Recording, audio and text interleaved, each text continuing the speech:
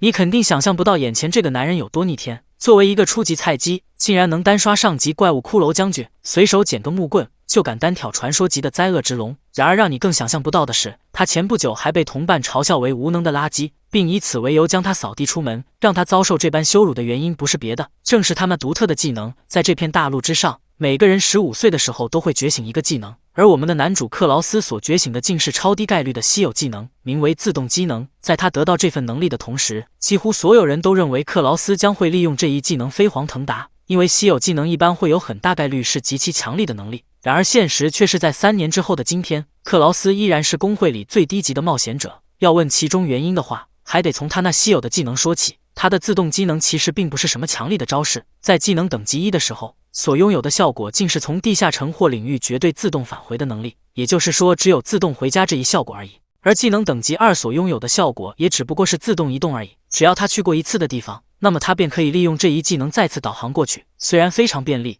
但是对于战斗来说一点帮助都没有。也正因如此，所以克劳斯才会直到现在也依然是个10级的菜鸡。就连昔日的同伴在与他相处了一段时间之后，也将他定义为了无能的垃圾。为了能让克劳斯自行离队，他们更是在平日里对其百般刁难。这段痛苦的记忆让他刻骨铭心。为了让那些瞧不起他的人刮目相看，于是他在离开了队伍之后，便在这2年间一直独自升级。虽然此时他的等级依然很低，但是这3年的冒险生涯让他积攒了不少战斗经验。现在即使面对低级的领域头目哥布林首领，他也依然毫无惧色。在与其对战了几个回合之后，克劳斯便找准时机手起刀落，准确命中了哥布林的要害。虽然只是一个低级的头目，但是成功讨伐对于克劳斯来说意义重大，因为头目的核心可以用来升级。在将其取出之后，克劳斯便随即将其击碎。伴随着核心的毁坏，哥布林首领的经验也开始进入克劳斯的体内，不多时他便升到了11级。看到这里，克劳斯感慨万分。在经过了3年的努力之后，他终于再次升了1级。虽然同期的人早都升到50级以上了，但是羡慕别人也不是办法。比起那种事，他觉得还是将希望寄托在技能之上更靠谱一些。于是他便将所有的升级点数加到了技能上，这样一来他的技能也上升到了3级，也就是说他将会觉醒新的技能。回想起之前的种种遭遇，克劳斯便在心中不停地祈祷，希望这次能给他来一个能用的技能。就这样，在怀揣着无比忐忑的心情下，克劳斯按下了那足以改变命运的按钮。然而接下来的一幕却让他想死的心都有了。这是我见过最悲催的男人，同样是稀有技能的持有者，别人的能力往往都是毁天灭地的存在，而他的技能竟然只有自动导航这一效果而已，不甘这天生的命运。于是在经过了2年的不懈努力后，他终于再次升了1级。然而当他把所有点数全部压在了技能之上时，所得到的能力竟然是自动采集资源，却让他想死的心都有了。他没想到自己竟然又随机到了一个垃圾的技能，却让他不禁地感叹道，还真是希望越大失望越大。在调整了一番心态后，他便利用自动返回的技能回到了城镇。虽然技能的失利让他感到了沮丧，但是为了不让家中的义妹为他担心，克劳斯还是尽力调整完表情后才往家中走去。然而还没等他走到门前，那熟悉的身影便映入了他的眼帘，这让克劳斯的心中感到了阵阵的温暖。在短暂交谈之后，2人便回到了家中。虽然他们平时日子过得比较清苦，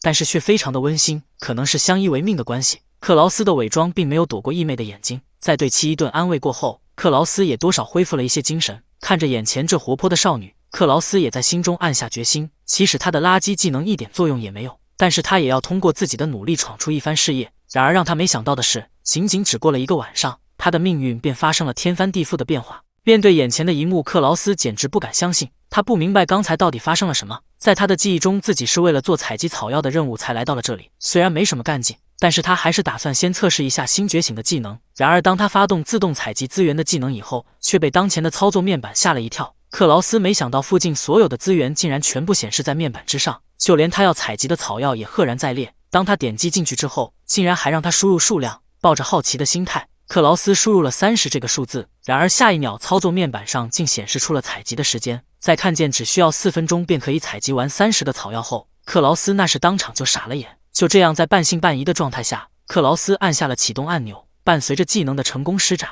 克劳斯的意识也随即陷入了黑暗。此时他的面前除了数字之外再无其他东西。当技能时间结束之后，克劳斯惊讶地发现眼前竟真的多出了30个草药。在那之后，克劳斯又进行了多次尝试，然而无论他采集的资源多么稀有，只要他的技能成功发动，那么在规定的时间里就一定会采集到相应数量的资源。虽然如此，但是越稀有的素材所需的时间也越长。这部传说级的龙头草所需的采集时间竟是5天，看完以后，吓得克劳斯是连连惊叹。不过很快他便意识到了一点，那就是如此稀有的素材竟然只需要5天便可以得到。想到这里，他的心中突然有了一个大胆的想法：这个男人究竟走了什么狗屎运，才能让他随机到如此逆天的技能？别人穷其一生也无法采集到的神话级素材，他竟然动动手指就能在5天内轻松将其找到。在发现自己新觉醒的技能其真正的商业价值后，克劳斯的心中便产生了一个大胆的想法。为了验证是否可行，于是克劳斯不惜翻山越岭来到了叹息的山谷。这里因为是猛毒地带的原因，所以平日里一般不会有冒险者前来。不过得益于此，山谷里的资源也往往比外面更稀有一些。克劳斯正是瞅准这点，所以才会选在这里使用自己的技能。他原本只是抱着试试看的态度，但是没成想在打开操作面板之后却吓了他一跳。克劳斯没想到自己的技能竟然搜索到了传说级的稀有植物曼德拉草，要知道这可是比黄金还要贵10倍的高度稀有素材。然而这还不算完，更离谱的是采集一颗的时间竟只需要24分钟。看到这里，克劳斯想都没想，随即便发动了技能。就这样，在等待了24分钟之后，克劳斯的意识也从自动的状态下恢复了过来。在睁眼的瞬间，他便急忙去确认自己是否采集到了曼德拉草，然而得到的答案却是肯定的。看到这里，他也随即欣喜若狂了起来。然而就在克劳斯还在为此而嘚瑟时，他那身后不知何时竟多出了一只魔物，并且正朝他悄悄靠近。不过因为克劳斯拥有气息感知的技能，所以还没等魔物接近他的身体，克劳斯便已发现了他的存在。虽然如此，但是他还是被眼前的魔物吓得不轻，因为岩石蜥蜴可是拥有终极怪物的实力，与其对战的话，他根本毫无胜算。想到这里，克劳斯也随即陷入了绝望。他怎么也想不明白，为什么下级领域会出现终极魔物，在他的面前自己根本连逃跑的机会都没有。想到这里，克劳斯便在心中对自己的义美连连道歉。他本来想利用新觉醒的技能大赚一笔，然后让他们俩的生活就此改善，但是没成想这一愿望还没实现，他就要撒手人寰了。一想到以后就剩义妹一人孤零零的生活在这世上了，克劳斯便心疼不已。他感觉如果连自己也离他而去的话，那么对于义妹来说实在是太残酷了。为了不让这种事情发生，所以他绝不能死在这里。就算面对毫无胜算的对手，他也一定要回到家中，因为这是他与义梅丽兹的约定。眼前这个男人也太惨了吧！好不容易采集到了传说级的植物曼德拉草，然而还没等他嘚瑟2下，便碰到了终极怪物岩石蜥蜴。虽然他知道与其对战毫无胜算，但是为了不让义妹成为孤零零的一个人，于是他便毅然决然地选择了奋起反击。虽然如此，但是面对眼前这只恐怖的怪物，克劳斯还是想不出该如何脱身。正当他还在为此而苦恼时，突然岩石蜥蜴的异常举动引起了他的注意。在仔细观察之后，克劳斯猛然发现眼前的这只怪物此时竟非常的虚弱。看到这里，克劳斯好像想到了什么，为了印证自己的想法，于是他便将曼德拉草伸向了怪物。果不其然，下一秒岩石蜥蜴便害怕地抱起了头来。他的反应让克劳斯更加确信了一点，那就是据传说曼德拉草在出土的同时会发出阵阵的悲鸣，其声音可以削减生物的生命。但是因为当时他处于自动机能的状态中，所以并没有自我意识，因此也不受这一负面状态的影响。而岩石蜥蜴则没有这么幸运，在如此近距离的情况下听见曼德拉草的声音，想必此时他的生命已经到了油尽灯枯的地步，也就是说自己随手一击便能将其击败。就这样，在捡到了一个大便宜后，克劳斯便带着丰厚的战利品回到了那温馨的家中。次日一早，冒险者公会里便频频传出那抱怨的声音，让接待员们如此哀嚎的原因不是别的，正是那忙碌的工作。看到这里，特利路便随即对两人进行了开导。他认为工会的接待员应该像天鹅一样优雅的起舞，无论背后付出多少的辛苦，也不能展示出来。然而得到的答复却是这是不可抗拒的事情，因为他俩昨晚可是几乎熬了一个通宵，才处理完那些家伙带来的东西。本来他俩还在庆幸自己负责的冒险者1个星期都没有出现，但是没成想就在昨晚他们竟然带来了很多预定之外的采集素材。想到这里，两人便再次抱怨了起来。不过很快他俩便将话题转移到了特利路的身上，并羡慕地说道：前辈负责的冒险者已经很久没有来过了吧？就是那个被大家称呼为下级冒险者的人。听到这里，特利路才意识到好像确实如此，他已经很久没有见过克劳斯了。然而就在此时，工会的大门突然被某位冒险者推开，来者不是别人，正是那满载而归的克劳斯。这个男人到底做了什么，竟能让冒险者公会里那温柔的接待员露出一脸恐怖的表情？事情的起因还得从不久前说起。当看见满载而归的克劳斯来到了冒险者公会以后，两名新人接待员便在心中发出阵阵悲鸣，因为克劳斯所带来的东西明显是预定之外的稀有素材，也就是说他们今晚肯定也逃不过连续加班的命运。正当两人还在为此而愁眉苦脸时，一旁的特利路则已露出了职业般的笑容，并随后面不改色地接待起了克劳斯。看到这里，新人接待员便不禁地佩服道：不愧是特利路前辈，面对如此稀有的素材，他的声音竟然没有一丝颤抖，简直就是接待员的典范。而另外一个接待员则与他的看法不同，因为他注意到特利路的脚正在不停地踩踏，并且伴随着俩人话题的深入，他那左脚的幅度也越来越大。虽然如此，但是作为工会里的资深接待员，克劳斯所带来的东西还不足以让他产生动摇。然而正当特利路以为克劳斯所带来的东西中最稀有的物品是终极素材内岩石蜥蜴的头颅时，克劳斯突然拿出了曼德拉草。看到这里，就算是特利路也不再淡定了，他一改往日温柔的模样，并用一脸阴沉的表情说道：“希望你能稍微跟我来一下。”还没等克劳斯做出回应，特利路便将他拖进了内室。这突如其来的一幕让克劳斯一头雾水。面对眼前的工会会长，克劳斯一度以为自己犯了什么过错，这让他随即瑟瑟发抖了起来。看到这里，工会会长便让他放松一下，叫他前来并没有什么大事，只不过有一些可疑的地方需要询问一下。要知道，曼德拉草这种特级稀有素材可不是轻易能得到的东西，所以他们想知道克劳斯是在什么地方以何种方式得到的。听到这里，克劳斯也随即心虚了起来。为了不暴露自己的技能，于是他便向两人表示自己是在叹息的山谷里偶然得到的。虽然对于他的回答两人显然不信，但是他们并没有继续追问下去。就这样，克劳斯在没有暴露自动机能的情况下顺利脱身，并且还因此大赚了一笔。此时他已迫不及待地想要回到家中，将这好消息告诉义妹。要知道，曼德拉草在市场上的最高价格可是250多枚金币，虽然冒险者工会是以批发的价格回收，但是也有65枚金币之多。不过因为没有太多现金的原因，所以最终克劳斯将其中的一部分兑换成了用来升级的魔石。只要将这些岩石蜥蜴的核心全部用掉，那么他的等级将会有质的飞跃。想到这里，克劳斯便美滋滋地朝家中走去。然而让他没想到的是，他的反常行为已经引起了冒险者工会的注意。工会会长怎么也想不明白，克劳斯明明直到昨天为止还是一个无能的垃圾，为什么今天却能带来特级素材以及单独打败终极怪物的战绩？一个低级冒险者到底是如何做到的？为了搞明白这点，于是工会会长便让特利路找人监视克劳斯，以便将他隐藏的秘密全部揭露。这个男人被冒险者们称呼为无能的垃圾，然而让他们没想到的是，他们口中所谓的垃圾竟然掌握着一项逆天的能力。克劳斯自从发现了自己技能中隐藏的真正价值后，便一直独自前往超低人气领域执行采集资源的任务。今天他的目标则是收入微少的西岸矿山。虽说这里是古代矮人为了寻找秘银而挖掘的矿洞，但是因为内部错综复杂以及资源稀少的原因，所以一般也不会有冒险者前来这里。克劳斯正是瞅准这点，所以才打算在这里使用自动采集的技能，看看他的技能是否对矿石同样有效。要知道，这里的魔光石即使是非常微小的一个，也能换取1枚铜板。想到这里，克劳斯便开心地朝矿洞内走去。然而就在他还在幻想一夜暴富时，一个人影竟悄悄地出现在了他的身后。克劳斯在走进矿洞没多久，便随便找了一个位置开启了自动机能。伴随着操作界面的出现，克劳斯也越加兴奋了起来。他惊讶地发现，采集20个大号魔光石的时间竟然只需要4分半。为了尽快将其采集，于是克劳斯便随即发动了自己的技能。虽然刚才的一幕已被身后的黑衣人看见，但是因为距离遥远的关系，所以在他的眼里，此时的克劳斯只不过是在原地自言自语而已。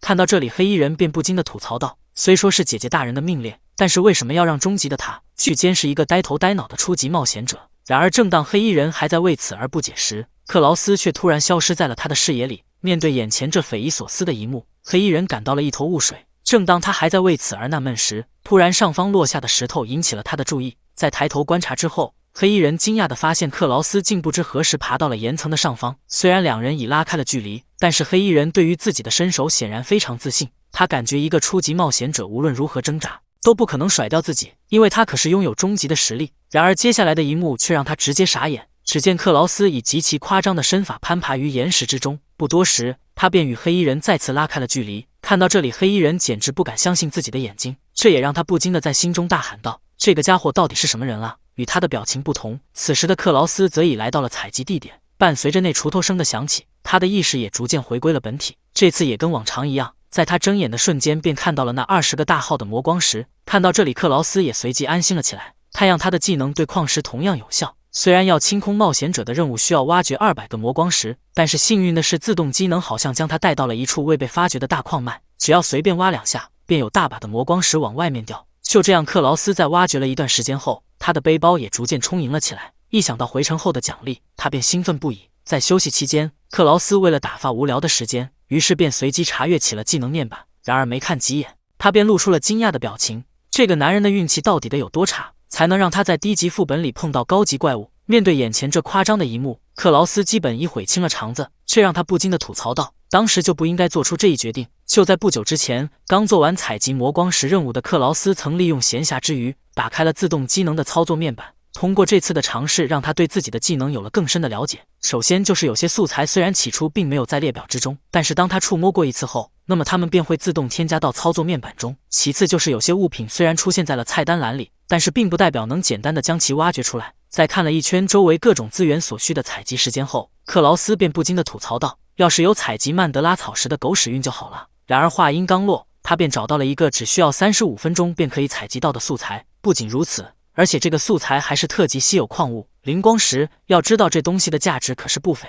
想到这里，克劳斯便感觉自己实在是太幸运了。不过同时他也产生了一个疑问，那就是灵光石一般只在墓地出现，但是为什么在这种矿山里也能采集到呢？在思考了片刻之后，克劳斯便感觉这种事并不重要。眼下他应该思考的是要不要使用技能将其采集。如果像上次一样的话，那么他的小心脏可承受不住。当时若不是靠曼德拉草的尖叫，想必他早已成为岩石蜥蜴爪下的冤魂。虽然克劳斯有些顾虑，但是他感觉现在自己无论是等级还是装备都与之前大不相同，而且他使用气息探查也没发现矿洞内有什么危险的魔物。即便是碰到什么意外情况，克劳斯感觉也不会有太大问题，毕竟这里只不过是一处毫无危险的下级地下城，更何况自己还隐藏着一个杀手锏。想到这里，克劳斯便毫无顾虑地使出了自己的技能。就这样，在经过了35分钟的等待后，克劳斯也从自动的状态下恢复了意识。此时那硕大无比的灵光石也已经采集完毕。看到这里，克劳斯难掩喜悦的心情，随即便大声欢呼了起来。然而还没等他嘚瑟两下，克劳斯便察觉出了不对。在仔细查看之后，他便猛然发现自己竟身在一处隐秘的墓穴之中。虽然他不知道自己现在处于矿洞内的什么位置，也不知道该如何回到地面，但是克劳斯并不为此感到惊慌，因为他的技能可以自动返回家中。虽然如此，但是克劳斯却在原地纠结了起来，因为如果使用技能返回地面的话，那么当他回到冒险者公会以后，那两个人问他灵光石的出处的话，他将没办法说出这里的位置。为了不暴露自己的秘密，于是克劳斯便打算在不使用技能的前提下回到地面。此时他感觉自动机能虽然非常便利，但是风险方面同样也很大。没走两步，他便发现了藏于暗处的黑衣人。这突如其来的一幕差点将克劳斯吓个半死，他的吼叫声同样把黑衣人吓得不轻。正当两人还在为此而互相吐槽时，突然一个黑影出现在了他们的身后。好在黑衣人及时发现了这点，这才没让魔物偷袭成功。虽然如此，但是此时两人的处境显然非常不妙。这个男人虽然只是一个初级冒险者，但是他却隐藏着一项高级冒险者也难以企及的技能，只要成功将其施展出来，那么无论世上多么稀有的素材，他都可以轻松找到。虽然如此，但是使用技能的同时也伴随着相当的风险。这不，此时的克劳斯便碰到了这一问题。面对身后那来势汹汹的怪物，克劳斯不解地问道：“那个巨大的骷髅到底是个什么鬼东西啊？”对于这一点，黑衣人表示自己也不知道，但是从外观看来，对方应该是终极魔物骷髅骑士。他们不仅是栖息于地下城深处的不死守卫，同时也是会利用装备来武装自己的怪物。根据装备的不同，其强弱程度也会有着天翻地覆的变化。而眼前这只怪物显然是被强化过的个体，与其对战的话，就算是他这个终极冒险者也会陷入苦战。听完以后，克劳斯便随即对他的讲解表示了感谢。不过同时他也不解地问道：“话说回来，你又是什么人啊？”看黑衣人并没有回答这个问题，于是克劳斯便随即猜测了起来。首先，他通过对方的肤色以及耳朵看出黑衣人的种族是黑暗精灵，其次便是他的年龄与自己的义妹相仿，再就是对方可谓是一马平川。然而话音刚落，他便遭受到了黑衣人的一顿暴锤。为了让克劳斯不再用种族名来称呼自己，于是黑衣人便将自己提艾拉的名字告知了对方，并且还让克劳斯的眼睛老实一点，别老是盯着不该看的地方看。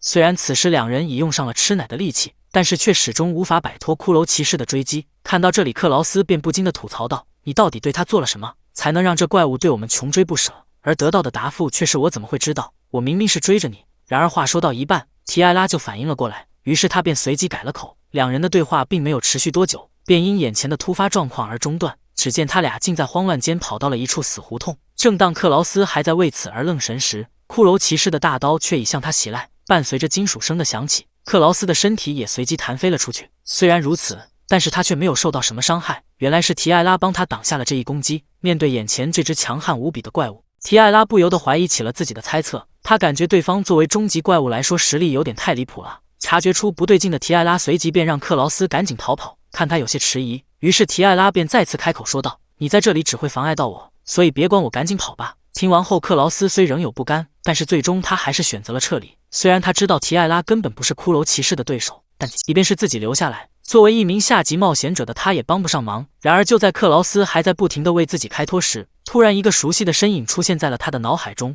并让他随即停下了脚步。一想到与义妹一样大的女孩有可能会命丧于此，他便无法做到弃之不管。眼前这个男人的手中虽然只有一把普通的镐头，但是他却胆敢用其来偷袭不死的首领。伴随着一声轰然的巨响，骷髅骑士的2颗牙齿也应声飞出。虽然这一击看似强力，但实则不仅未对怪物造成伤害，反而将其彻底惹怒。在骷髅骑士进入狂暴模式之后，两人也随即被其重重的击飞了出去。看到这里，提艾拉不解地说道：“你是笨蛋吗？为什么还要回来？”而得到的答复却是：“我可做不到让与义妹一样大的女孩子独自战斗，如果要逃的话，那也是我们俩一块逃跑。但是眼前这个怪物显然没打算轻易放过我们。既然如此的话，那么怪物啊，做好觉悟吧，因为接下来会发生什么事，就连我也不知道。”伴随着这句话的结束，克劳斯也随即使出了新觉醒的能力，那技能等级4的自动战斗。看完操作面板上战斗所需的时间后，克劳斯感到了震惊。他不敢相信，就凭他这个下级冒险者，竟能在14分钟内战胜眼前这只终极的魔物。对于这一点，克劳斯虽然仍有疑虑，但是眼下也别无他法。为了能让他俩顺利脱身，他也只能将全部希望寄托在自己的技能之上。想到这里，克劳斯便毅然决然地按下了启动的按钮。伴随着自动机能的成功施展，克劳斯的意识也随即陷入了沉睡。面对这突如其来的一幕，无论是提艾拉还是骷髅骑士都感到了一脸蒙圈。他们不敢相信，眼前这个男人竟在战斗中睡着了。看他如此小瞧自己，于是骷髅骑士便决定先拿他开刀。然而匪夷所思的是，无论他如何挥砍，都无法击中沉睡中的克劳斯。看到这里，骷髅骑士便随即改变了攻击的方式。然而即便如此，也依然无法伤到克劳斯分毫，这让怪物气的是浑身发抖。看那骷髅骑士已逐渐上头，于是提艾拉便提醒克劳斯不要再做出挑衅的动作了。然而还没等他说完，骷髅骑士便开启了疯狂的攻击模式。看到这里，提艾拉已不忍直视，他感觉面对如此凶猛的攻击，克劳斯肯定已命丧黄泉。然而让他没想到的是，克劳斯不仅毫发无伤，而且他还趁着怪物的视线被烟雾阻挡之际，快速闪到了他的身后，并随手捡起了之前遗落在地的镐头以及铁铲。这一套行云流水的动作直接将提艾拉看傻，并让他随即反应了过来，克劳斯刚才的挑衅实际上是故意为之的，为了就是借机拿回地上的武器。然而即便如此，但是仅用镐头和铁铲又能做些什么呢？眼前这个男人虽然只是一名初级冒险者，但是他一旦陷入沉睡，那么就算是地下城的化身，那不死的守卫来了，他也丝毫不会将其放在眼里。面对眼前这夸张的一幕，提艾拉感到了震惊。他没想到一名下级冒险者竟能用普通的镐头对终极魔物骷髅骑士造成伤害。要知道这种事即使是他这个终极冒险者也是无法做到。看到这里，提艾拉便不禁地惊呼道：“这个家伙到底是怎么回事？”与他的表情不同，另外一边的骷髅骑士则因刚才的攻击而愤怒到了极点。此时他恨不得立即将眼前之人大卸八块，但是他无论如何攻击，克劳斯都能轻松闪过，并且他还能抓住骷髅骑士那攻击的间隙，对其进行精准的还击。不下2个回合，克劳斯便将怪物的手臂斩于镐下。面对眼前这如此离谱的一幕，提艾拉早已看傻，他怎么也想不明白，一个手握镐头的下级冒险者为何能打得终极魔物毫无还手之力，这让他不禁的好奇道：眼前之人到底是何方神圣？就这样，在过了一段时间之后，克劳斯也平安地从西岸矿山回到了冒险者公会。不仅如此，而且他还将那颗硕大无比的灵光石带了过来。看到这里，吓得特利路是连连惊呼。为了不引人注目，于是克劳斯便随即捂住了特利路的嘴巴。然而即使是这样，其他冒险者多少还是听到了灵光石这一词汇，这让他们也不禁地惊呼了起来。看完众人的反应后，克劳斯便有了一股不祥的预感。果不其然，下一秒特利路便对其说道：“接下来我想说什么，你懂吧？”听完后，克劳斯虽然想找个理由糊弄过去，并借机离开，但是特利路却先他一步，牢牢地握住了他的手腕。看这架势，克劳斯便知道这次肯定也跟上次一样，得走一下相应的流程。虽然如此，但是他真的不想再去见那个可怕的人了。正当克劳斯还在思考该如何脱身时，突然内室的大门被某人缓缓推开。只见工会会长首先对克劳斯做了一个诡异的笑容，随后又对其做了一个手势，最后一脸阴沉地说道：“还不赶紧给我过来！”就这样，在万般无奈下，克劳斯只能再次来到了这间恐怖的房间里。在看完桌子上那硕大无比的灵光石后，工会会长便询问克劳斯是从哪里得到的这块稀有矿石。这一提问早在克劳斯的预料之内，随即他便表示自己是在西岸矿山采集魔光石的时候偶然间得到的。听完后，两人虽然露出了一脸不信的表情，但是他俩并没有对此继续追问下去。随后工会会长便对他带来的石头进行了鉴定，然而他接下来的一番话语却把克劳斯吓了个半死。这个男人只是在地下城里随手捡了一块石头，但是没成想他竟会因此而受到冒险者工会的讯问。在对克劳斯带来的石头进行了一番鉴定后，工会会长便对其询问道：“你感觉这么大的灵光石值多少钱？”对于这一点，克劳斯表示，既然是稀有素材的话，那么至少也得值1枚金币。听到这里，特利路便不禁地吐槽道：“如果是指甲盖一般大小的话，那么的确如此。”此时，工会会长也开口说道：“不知道克劳斯，你是否听说过勇者斗恶龙的故事？”对于这一点，克劳斯给予了肯定，毕竟这可是家喻户晓的事情。他还记得勇者的队伍里有一名大魔法师，他所使用的法杖前端镶嵌着一颗拳头一般大的灵光石，其价值可谓是异常的昂贵。伴随着这句话的结束，克劳斯也突然意识到了一点，那就是他所带来的灵光石，其个头好像跟自己的拳头差不多大。看克劳斯已明白了眼前之物的价值，于是工会会长便深吸了一口气，随后对其说道：“这块灵光石可是国宝级别的。”伴随着这句话的结束，克劳斯也随即陷入了石化。然而还没等他从这种状态下恢复过来，工会会长便再次对其说道：“这块灵光石如果兑换成金币的话，那么差不多有600枚左右的价值，并且根据情况的不同，卖到1-2千金币的天价也不是不可能的事情。毕竟这东西可是每一个魔法师都梦寐以求的宝贝。”听到这里，克劳斯吓得几乎已灵魂出窍。然而就在他以为自己将会一夜暴富时，工会会长突然开口说道：“虽然如此，但是工会是按照批发的价格回收，而这块灵光石所能兑换的金币仅为100枚。”虽说如果是正常人听完这句话后，肯定会头也不回地转身离开，但是奈何克劳斯的脑袋实在清奇，此时他所想的竟是100枚金币可以兑换10万个黑面包，即使自己不再工作，那么也够他活好几年的了。然而就在克劳斯即将拿走金币时，工会会长突然再次开口说道：“你也可以选择用其来兑换魔石提升等级，以便找到更多的稀有素材。”这句话让克劳斯感到了纠结，再三考虑后，最终克劳斯还是选择了魔石。看到这里，工会会长也随即露出了满意的笑容，并对克劳斯的选择给予了夸奖。不过没讲2句，他便提醒克劳斯使用魔石的时候一定要万分小心，因为在短时间内过度使用的话，会有全身破裂而亡的风险。就这样，在兑换完魔石之后，一脸蒙圈的克劳斯也随即往家中走去。然而让他没想到的是，此时工会里的2人正在讨论着他的事情。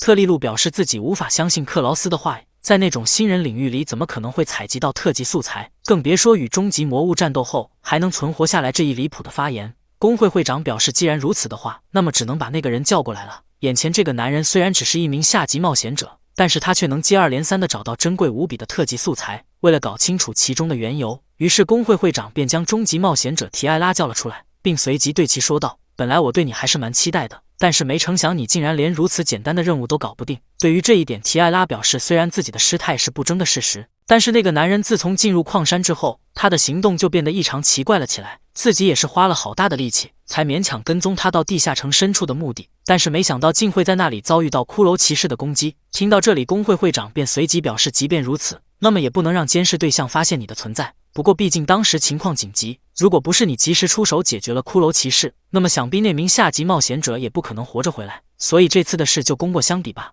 虽然工会会长的讲话让提埃拉高兴不已，但是有件事他不得不纠正一下，那就是打倒骷髅骑士的人并不是自己。这句话让工会会长感到了惊讶，难道说终极魔物骷髅骑士主要是那名下级冒险者打倒的吗？对于这一点，提埃拉表示，与其说是主要，不如说我根本就没有动手。实际上那名下级冒险者是独自一人与骷髅骑士对战，并且他当时手里的武器仅有镐头与铁铲，但是即便如此，他也依然毫无惧色。面对骷髅骑士那狂暴无比的攻击，他不仅能轻松躲过，而且还能对其进行精准的还击。在他的面前，即使是终极魔物骷髅骑士也毫无还手之力。仅仅几个回合，他便用铁铲与镐头斩下了怪物的头颅。在那个男人的凶猛攻势之下，最终这场战斗以碾压的形式而告终。速度之快，就连他还没有搞明白那名下级冒险者到底发生了什么，怪物的核心便被他彻底击碎。在那之后，虽然他的等级有所提升，可是奇怪的是，他明明在战斗中没有受到任何伤害，但是战斗后他的身体状况却莫名的糟糕了起来，即使服用了下级药水也毫无效果。为了防止那名下级冒险者命丧当场，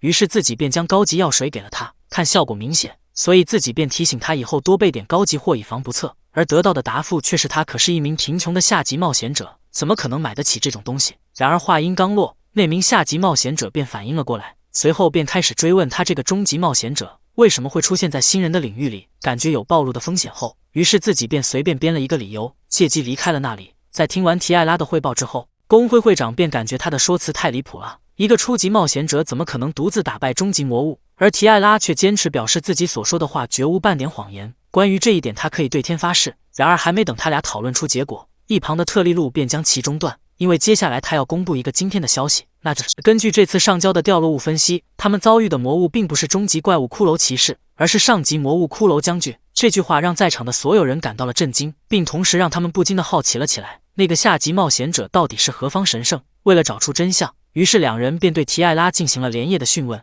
眼前这个男人虽然前不久还被冒险者们称呼为无能的垃圾，但是没想到在他觉醒完技能的数日之后，他竟一跃成为了冒险者公会里那闻风丧胆的存在。每当他出现在公会的大厅里，那么无论是平日里和蔼可亲的接待员，还是公会里的其他职员，都不约而同的想要暴揍他一顿。造成这一现象的原因不是别的，正是克劳斯近期那夸张的表现。只要是被他盯上的公会任务，那么无论多么困难，他都能在1天之内将其完成。不仅如此，而且他每次所带来的数量都异常的夸张，光是分类整理就需要耗费大量的时间，更别提后期的评估以及归档。所以每当看见克劳斯的时候，便意味着他们当天又要加班了。为了从这无休无止的噩梦中解脱出来，于是特利路便对其暗示道：克劳斯，你一个人带回如此大量的素材，一定非常辛苦吧？为了你的身体着想，所以还请你下次一定要量力而为。然而得到的答复却是请你放心，这点数量对于我来说完全是轻轻松松。听到这里，两名新人接待员已欲哭无泪，他感觉眼前这个男人是猴子请来的救兵吧，竟然完全没有听懂特利路前辈话中的意思。要不是因为立场的关系，他们真想直接跟克劳斯说个明白。与他们的表情不同，另外一边的克劳斯则在结算完任务的奖励后，便马不停蹄地前往了下一个任务点。他感觉只要有自动战斗这一绝技的存在，那么他便可以轻轻松松地完成所有的下级任务，因为毕竟就连上级魔物都不是他技能的对手。不过话虽如此，但是现阶段将他视为绝招的话，风险还是太大了，毕竟他对自己的技能还知之甚少，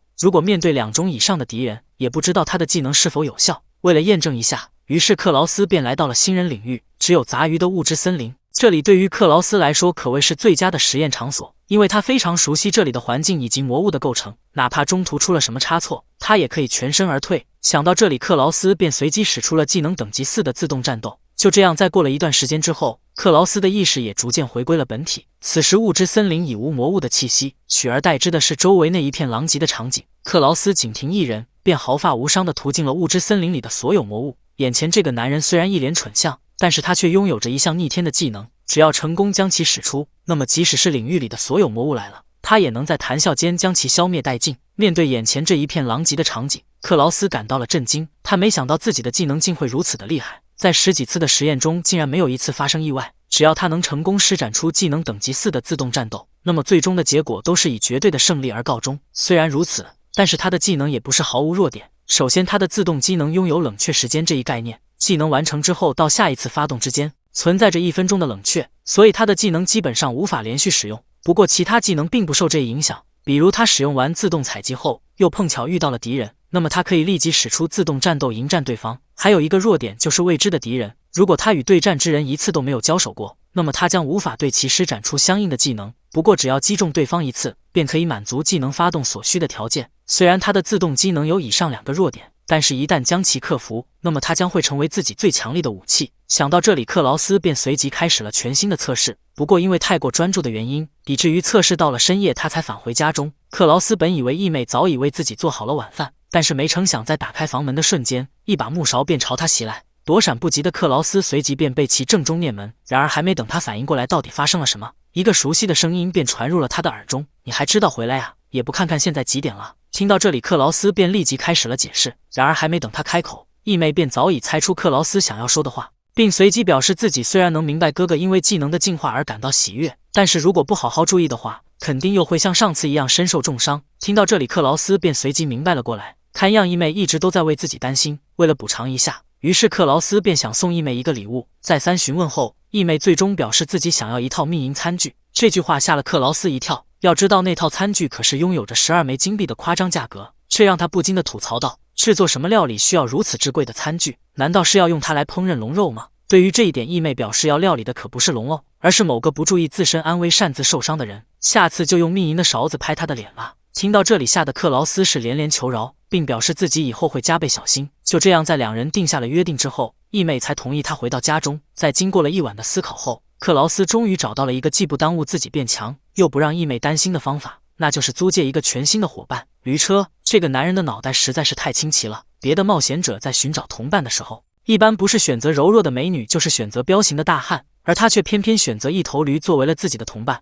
面对眼前这如此无语的一幕，早已看傻眼的义妹只能一脸无奈地问道：“你这又是闹的哪一出？难道你不当冒险者改行经商了吗？”对于这一点，克劳斯表示了否定。他经过了一晚的深思熟虑后，最终还是无法放弃变强这一想法。但是同时，他也不想让义妹再为自己担心，于是他便想出了一个折中的方法，那就是募集与他一块冒险的同伴。这样的话，不仅可以使得与强敌的战斗变得更简单一些，而且还能分担一些沉重的货物。至于早出晚归这一问题，也会因为同伴的加入而大大减少，就连行动范围也会比之前扩大许多。所以在左思冥想后，他最终选择了眼前这个同伴。克劳斯感觉只要有这个家伙在，那么眼下的所有烦恼大体上都能解决。既然如此的话，那1日之内制霸3个领域应该也没有问题。想到这里，克劳斯便一脸兴奋地前往了任务的地点。与他的表情不同，此时冒险者公会里众人的表情则要沉重许多。他们无法相信，克劳斯竟然一口气接走了所有低级领域的留存任务。要知道，那可是需要多人组队并花费数日的时间才能完成的任务量。莫非他打算1日之内将其完成？虽然两人感觉这是不可能做到的事情，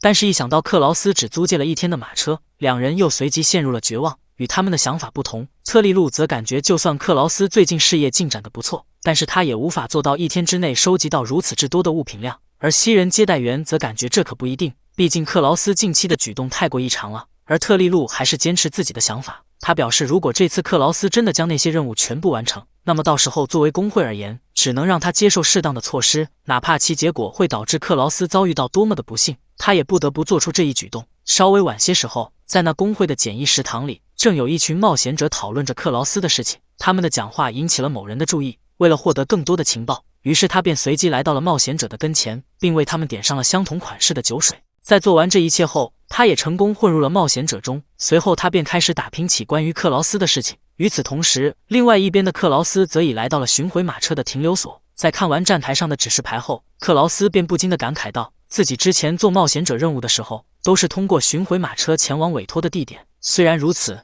但是他今日却不用再乘坐这一工具，因为他已经有了一个值得信赖的同伴。虽然只租借了1天，但也完全够了。就在克劳斯还在为此而兴奋时，他那不远处的大树之下，竟不知何时出现了一个人影。眼前这个男人虽然只是一名下级冒险者，但是他却敢接走冒险者公会里的所有留存任务。让他如此自信的原因不是别的，正是因为眼前这只租借货驴。克劳斯感觉只要有这辆驴车在，那么1日之内制霸3个初级领域应该完全没有问题。然而就在他还在为此而嘚瑟时，那不远处的大树之下竟悄然出现了一个人影。来者不是别人，正是一直在执行监视任务的提艾拉。在看完克劳斯的坐骑后，提艾拉便一脸不解地吐槽道，为什么要选择一头驴来做自己的交通工具？明明马的速度比他快上许多，难道是因为便宜的关系吗？所以才说下级冒险者不懂得钱的价值。然而还没等提艾拉吐槽完，他的身后便传来了鞭子的声音。只见克劳斯不知以何种的方法，进门让驴车以极其夸张的速度朝前方奔去，仅仅只是眨眼的功夫，便已消失得无影无踪。面对眼前这如此离谱的一幕，提艾拉早已看傻了眼，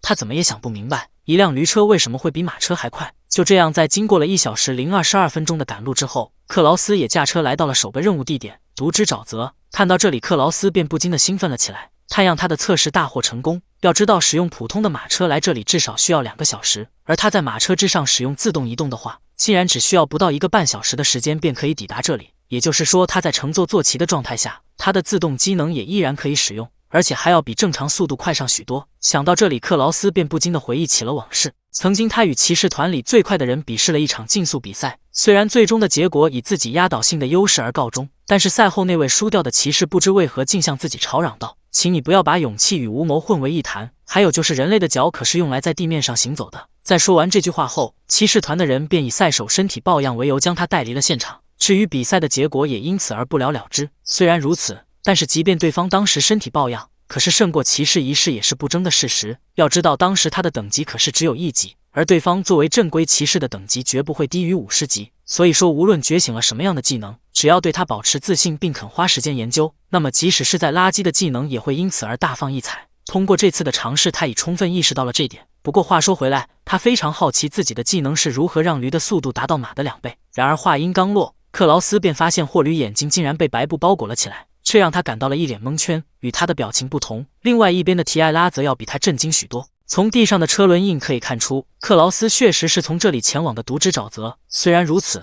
但是那个笨蛋到底是怎么做到的？眼前这个男人虽然之前还被冒险者们称呼为无能的垃圾，但是没想到在他觉醒完新的能力之后，竟一跃成为了冒险者口中那热议的话题。就连他的奇怪传闻也是花样百出。这不，此时就有一个冒险者正在讲述着克劳斯的故事。大概在几年之前，刚觉醒完能力的克劳斯曾为了测试技能，与跟挖角他的骑士团成员比试了一场竞速比赛。虽然对方是骑士团里出了名的飞毛腿，但是令人惊讶的是，克劳斯竟能以15分钟的巨大优势赢下了胜利。让他如此之快的原因不是别的，正是因为那个家伙走了一条常人不敢尝试的近路。如果是按常规的比赛路线，那么在到达终点之前，首先需要通过一座水桥。然而克劳斯那个家伙竟为了节省时间，中途直接从桥上跳了下去。虽说那个水桥的高度也不是太高，但是相信也没有几个人敢毫不犹豫地从上方跳下。然而这还不算完，真正让人瞠目结舌的是他接下来的一番操作。其实克劳斯所选择的跳跃点的下方正好有一片垃圾场，但是因为有墙壁阻挡的原因，所以一般来说是不可能落在上面的。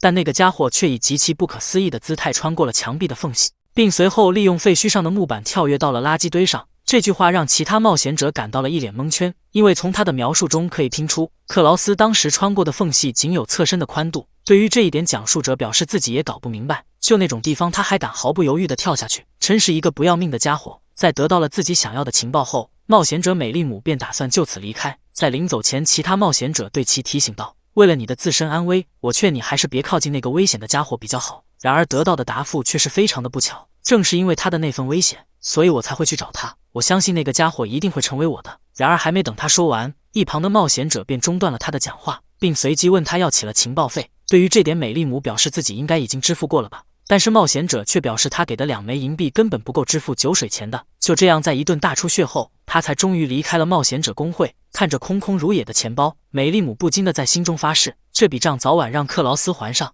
你肯定想象不到眼前这个男人有多嚣张。他不仅接走了冒险者公会里的所有留存任务，而且还打算1天之内将其完成。虽然一般来说这是绝不可能做到的事情，但是克劳斯竟凭借着自己的技能，仅仅只用了半个小时的时间，便将首个委托地点的任务全部做完。面对眼前这如此离谱的一幕，提艾拉不禁地怀疑起了人生。他怎么也想不明白，身为终极冒险者的他为什么会被一头驴甩掉，而且即便是他因此而晚到了一回，但是在这间隔的时间内，克劳斯应该也完成不了那么多的任务。但眼下的实际情况却是，克劳斯不仅已完成了所有的任务，而且还收拾完了行李，准备前往下一个任务地点。面对眼前这一状况，提艾拉大感不妙。他感觉如果继续照这样下去的话，那么等他回到工会以后，岂不是要在报告书上写着因为自己没有追上鱼，所以他也不知道克劳斯是如何完成任务的。为了避免这种事情的发生，于是提艾拉便打算用点特殊的手段。只见他从兜里掏出了2瓶上级药水，并随即一饮而尽。伴随着第2瓶药水的下肚，提艾拉的体能也提升到了极限，这让他不禁地感觉到，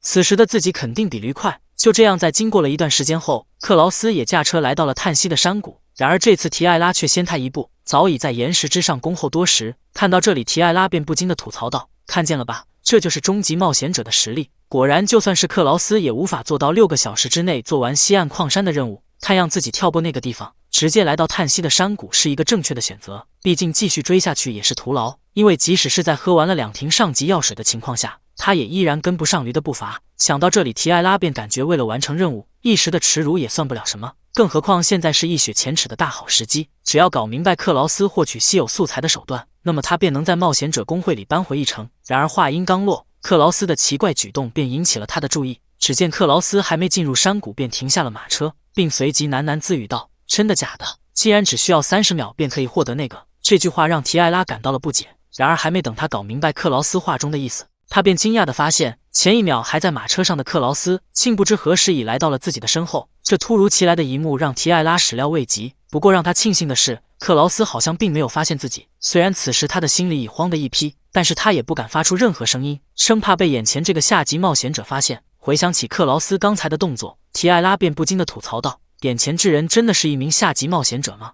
以他的实力来说，应该早已超出了下级的范围。然而还没等提艾拉吐槽完，克劳斯便已将找到的曼德拉草拽了出来。看到这里，提艾拉想死的心都有了。要知道这东西不仅能削减生物的生命，而且有时还会让半径8米内的人直接死掉。就这样，在提艾拉的一片哀嚎下，克劳斯也完成了所有的任务。眼前这个男人虽然只是一名下级冒险者，但是他却能让冒险者公会里的小姐姐们天天做噩梦。为了从他的支配中解脱出来，于是特利路便打算给他来点特殊的手段。为此他特意找到了公会的会长，并将冒险者们的升级申请提交给了他。在探完以后，工会会长便询问特利路那个家伙怎么办。关于这一点，特利路想都没想，直接表示克劳斯无论是在成绩方面还是能力方面，都已经远远超出了下级的范围。听到这里，工会会长也随即表示的确如此，他这一周的工作量已经达到了上级以上的水准，所以哪怕是动用工会的推荐，也该立即让他接受终极的试炼。不过话虽如此，但是想必这次的试炼不会太平，毕竟有位冒险者是那个上级队伍推荐来的。与此同时，王都内的某处府宅里正有几名女仆汇报着相关的事宜，他们表示已按照主人的要求，将所有能用到的手续全部办完。听完后，盖因也随即露出了满意的笑容，他表示自己已经很久没有去过那片街区了，也不知道作为他们特别羁绊的污点，那个无能者是否还在那里。不过即便还在，他肯定也依然是徘徊在最底层的垃圾。同一时间，另一边的利兹则在为克劳斯准备着晚饭，不过因为久久没有选出菜品的原因，于是他便随即找来了3个布偶，语气商量了起来。伴随着他那脑洞的不断开启，一旦尘封的往事也不由得浮现在了他的脑海里。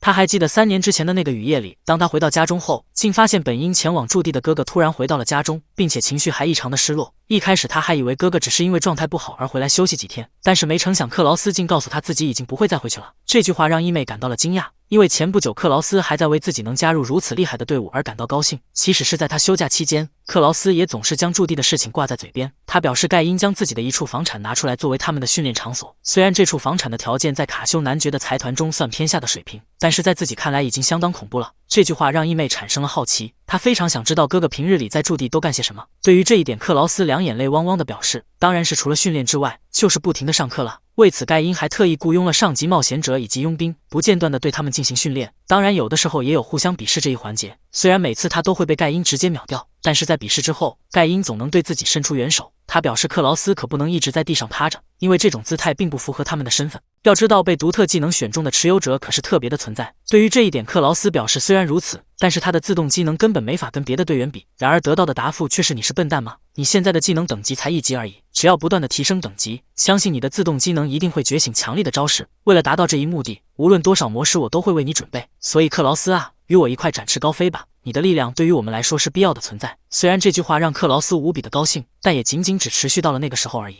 眼前的一幕让克劳斯感到了无比高兴，并让他不由得感觉这幸福的时光会一直持续下去。然而让他没想到的是，命运的女神却在此时给他开了一个大大的玩笑。就在克劳斯加入特别羁绊第20天的时候，他突然一声不吭地回到了家中，并且脸上还有着明显的伤势。如此反常的一幕立即引起了义妹的注意，但是无论他如何询问，克劳斯始终坚称自己只不过是摔了一跤。对于这一点，义妹根本不信，因为从伤痕可以看出，克劳斯的脸根本就是被反手拳打的，眼瞅已瞒不下去。于是克劳斯只能对义妹坦白，就在不久之前，特别羁绊的所有队员曾开了一个会，讨论的内容便是工会的终极试炼。盖因感觉终极试炼的内容对于他们来说太过简单，与他们的身份根本不符，特别的他们就应该以特别的方法通过试炼。对于这一点，古莲表示了认同，他也认为应该在试炼中做一些有趣的事情，毕竟他跟无能者可不同，是拥有真材实料的。听完后，切尔也随即表示他们的终极出道就应该是华丽而特别的，如若不然的话，别人还以为他们特别羁绊的成员都是些只会自动回家的无能者。对于他的讲话，美香表示了认同。他感觉以他们的实力来说，明明应该直接参加上级的试炼，但是也不知道工会里的那群老家伙是怎么想的，竟然让他们跟一群凡夫俗子以及无能者一块考试，想想就让他反胃。听到这里，盖因微微一笑，他表示既然自己的提案获得了大家的一致认同，那么这件事就这么定下来了。在试炼当天，他会放出一只穷凶极恶的上级魔物，等他将冒险者们吃的差不多了，到时候他们再出面将其消灭，并拯救剩余的冒险者。这样的话，他们的壮举肯定会载入史册，并成为一个新的传说。虽然这一提案获得了大家的认同，但是克劳斯却感觉完全没必要这样做，因为真按照计划进行的话，那么岂不是得死好多冒险者吗？然而话音刚落，盖因便随即叫了一声他的名字，这让克劳斯一度以为盖因要对自己说点什么。然而让他没想到的是，盖因不仅没有对他说一句话，而且还用时间停止的能力给了他重重的一拳，其强劲的力度瞬间将克劳斯打出了数米。然而还没等他反应过来发生了什么，盖因便开口说道：“真是奇怪，克劳斯，你为什么会突然飞出去啊？我看你一定是身体不好，既然如此的话，那么就先回家休息几天吧。”说完这句话后，他便一边离开房间，一边喃喃自语道：“真是受够了，竟然就连这方面也跟我们如此的不相称。眼前这个男人虽然前不久还被同伴们视为无能的垃圾，但是没想到在3年之后的今天，他竟能让冒险者工会不惜动用推荐的能力，也要让他参加终极的试炼。面对这一结果，他那昔日的同伴显然无法接受。盖因感觉对方作为一个垃圾就应该有个垃圾样，不符合自己身份的称号就不应该去妄想得到。也不知道工会怎么想的，竟然会给一个垃圾特别推荐信。不过好在他早有准备，已经将自己队伍里的新人试炼书提交到了克劳斯所在的城镇。这样的话，他们便可以名正言顺地为克劳斯举办一场华丽的终极试炼。虽然各方的势力已暗潮涌动，但是此时的克劳斯却对此一无所知。他还是像往常一样来到工会提交任务。在得知克劳斯已经做完了所有的留存任务后，特利路差点当场气晕过去。他简直不敢相信，克劳斯竟真敢1日之内做完3个领域的任务。既然如此的话，那么他也不得不做出相应的措施了。伴随着这句话的结束，克劳斯也被特利路带往了第3接待室。然而正当克劳斯以为这次又是例行问话时，特利路突然给了他一张特别推荐信，并随即对其说道：“恭喜你，你的实力已经被工会所认可。”看克劳斯有点蒙圈后，于是特利路便为其讲解道：“工会根据你这1周来的表现判断出，你的实力已经远远超出了下级的范围。为了让你取得与实际相符的称号，所以工会决定推荐你参加终极的试炼。”听完后，克劳斯还是有点不敢相信。再三确认后，克劳斯才终于相信特利路并没有跟自己开玩笑，这样他不禁地欢呼了起来。然而还没等他嘚瑟2下，特利路便用手中的纸扇让他冷静了一下，随后又再次对其说道：“不管怎么说，你的努力总算得到了回报。在我负责你的这3年期间，无论别人在你背后说些什么，你都依然没有放弃；无论对你如何的暗示，你都依然我行我素，让你别去单挑上级魔物。你完全不听，让你做任务时量力而为，你竟一口气的做完了3个领域的任务，这让我不禁的感觉，你是不是在这故意跟我唱反调呢？”听到这里，克劳斯已察觉出了不对劲，但是还没等他做出反应，2名新人接待员便已将房门牢牢的锁死。他们希望特利路能好好给克劳斯普及一下何为一般常识。对于这一点，特利路表示当然没有问题，他原本就是这么打算的。随后2人便开始了深入的交流，就这样斗转星移，眨眼间便来到了终极试炼的当天。为了眼前这一时刻，克劳斯已经等待了3年之久。只要他能通过工会举办的终极试炼，那么他便能从此摆脱自己的污名，那老手的下级冒险者。为此，他可是一大早便来到了工会。然而让他没想到的是，其他冒险者不仅早已来到了会场，而且还各自组成了队伍。看到这里，克劳斯只能独自一人来到会场的角落，并随即喃喃自语道：“果然强者从来都是孤独的。”在看见所有人员已经到齐后，于是特利路便开始了点名。然而就在克劳斯等待叫号的期间，突然一个陌生的声音传入了他的耳中，还真是毫不犹豫的就来到了这个位置。看你也没有与其他冒险者组队，那么想必阁下一定就是独自一人冒险的克劳斯吧？如果想问我是怎么知道的话，其实答案非常简单，当然是因为我也是独自一人。在说完这句话后，梅利姆便做了一下简短的自我介绍，并同时表示既然我们都是独自一人，那么不如就此组成队伍如何？虽然梅利姆感觉自己的自我介绍非常的完美，但是让他没想到的是，克劳斯竟然直接选择了无视，这给他气的是当场发飙。2人的吵闹声很快便引起了特利路的注意，却让他不禁的说道：“都那样3番4次的提醒你了，没想到你竟然还是一个人来参加终极的试炼。”听到这里，美丽姆也来劲了，他表示既然工会的接待员都这么说了，那么就干脆直接跟他一块组成队伍吧。对于这一点，克劳斯感到了不解，他不明白美丽姆为什么一定要与自己组队，然而得到的答复却是直觉2字。听完以后，克劳斯差点当场气晕过去，他感觉眼前这个小鬼也太不靠谱了，如果跟他扯上关系的话，那么准没好事。为了摆脱对方的纠缠，于是他便选择了继续无视。要知道这次的终极试炼可是他被踢出特别羁绊这3年以来好不容易才抓住的机会，所以他绝不能在这次的试炼中出任何差错。然而话音刚落，一个队伍的名字便引起了克劳斯的注意。只见特利路突然说出了特别羁绊的队名，并让他的试炼人员夏洛特上前领取考题。这句话不仅让克劳斯愣在了原地，就连其他冒险者也纷纷议论了起来。要知道那可是王都里有名的队伍，他们不仅只用了3年的时间便升至了上级，而且队伍里的所有成员都是独特技能的持有者。如此厉害的队伍，为什么会来到这穷乡僻壤的地方参加试炼呢？正当所有人还在为此而议论纷纷时，那工会的大门突然被某人推开，来者不是别人，正是特别羁绊的队长盖因本人。在走进工会以后，他便径直来到了克劳斯的身边，并随即对其说道：“虽说这条街道我已经3年没有来过了，但是也不知道什么原因，有些垃圾竟然还在这里。”眼前的一幕让克劳斯始料未及，他没想到都已经过去了3年的时间，这帮人竟然仍阴魂不散，这也让他不禁地回想起了那段痛苦的回忆。曾经他在偶然间听见了一段不寻常的对话，盖因表示大家想问的事情应该是什么时候把那个无能者赶走之类的问题。对于这一点，其他队员表示了认同，他感觉与那个饭桶一块组队的话，那么连他们的评价都会因此而下降。亏得盖因大人如此提携他，但是没想到那个垃圾一点都不争气，觉醒的第2个技能竟然也如此的搞笑。这次的远征他也没有发挥任何作用，所以他们实在想不出为什么还要留着那个垃圾。然而话音刚落，盖因便表示这件事没得商量，要问原因的话，那便是因为他可是我直接关照过的人才。也就是说，你们在否定他的同时，也相当于是在对我说你是一个有眼无珠之人。看气氛有点不对，于是他的同伴便各自解释了起来。听完以后，盖恩表示虽然你们没有这个意思，但是其他人就不好说了。所以说那个垃圾无论多么的无能，我们也不能将他赶走。不过话虽如此，但是相信不久的将来他便会自己提出离开队伍。如若不然的话，那么他也会在某场战斗中遭遇到不幸的事物。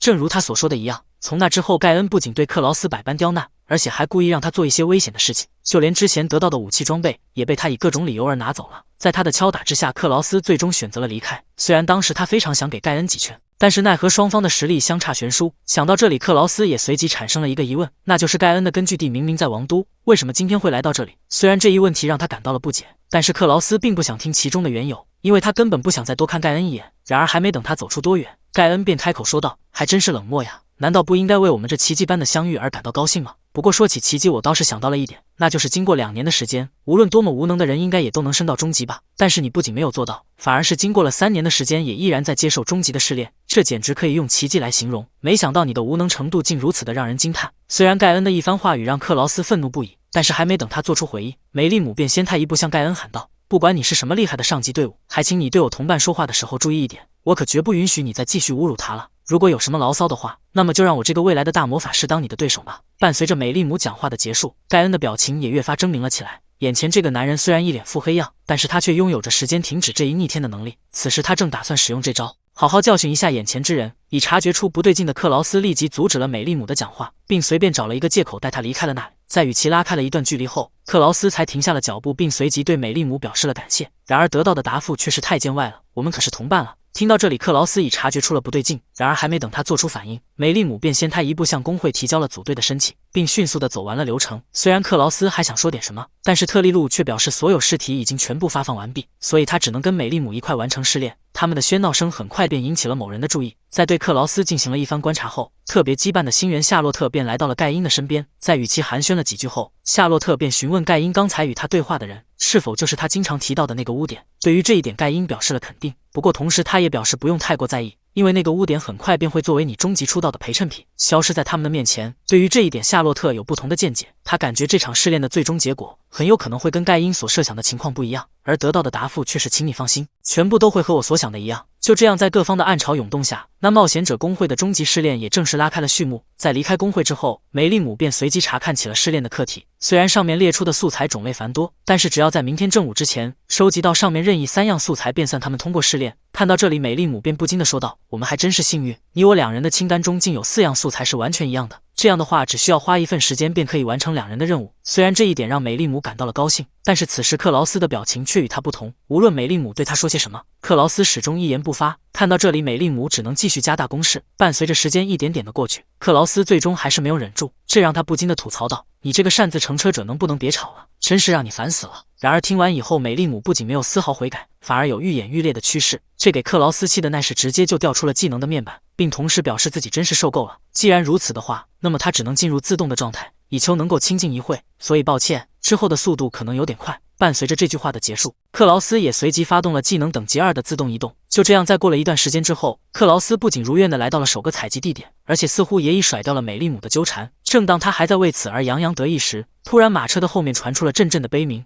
眼前的一幕让克劳斯感到了震惊，他没想到美利姆竟然能跟得上自己的速度。虽然如此，但是既然对方已经跟来了，那么他也只能暂时接受这一现实。随后2人便开始动身前往了任务的地点。虽然沿途一直有魔物阻拦，但是却丝毫没有影响到他们的前进，因为这片墓地的上方只会出现低级的怪物，所以对他俩完全构不成任何的威胁。而真正危险的地方则是墓地的下方，那里到处都是中高级别的食尸鬼，而克劳斯他们此次所要收集的素材正是食尸鬼的下颚。不过虽说墓地上方的危险系数比较低，但是在下级冒险者中能像美利姆一样轻松解决骷髅怪的人应该也不多。虽然美利姆的身手让克劳斯感到了意外，但是转念一想，这也是理所应当的事情，毕竟那家伙可是只靠1人便取得了试炼的资格，而且论天赋来说，他这个才出道1年的新人也要比自己强上许多。看到这里，美利姆便随即说道：“想必此时的你一定在惊叹我的实力。”对于这一点，克劳斯表示了肯定，并同时询问对方为什么会知道自己的想法，难道他有读心术的技能吗？而得到的答复却是根本不用使用什么技能，因为只要是跟他组过队的人，那么就没有一个不会对他那耀眼的才能而感到羡慕的。所以他非常明白克劳斯此时的想法。不过如果现在就感到惊叹的话，那么还为时尚早，因为他还没有展示出真正的实力。然而就在此时，2人的前方突然出现了大批的骷髅怪，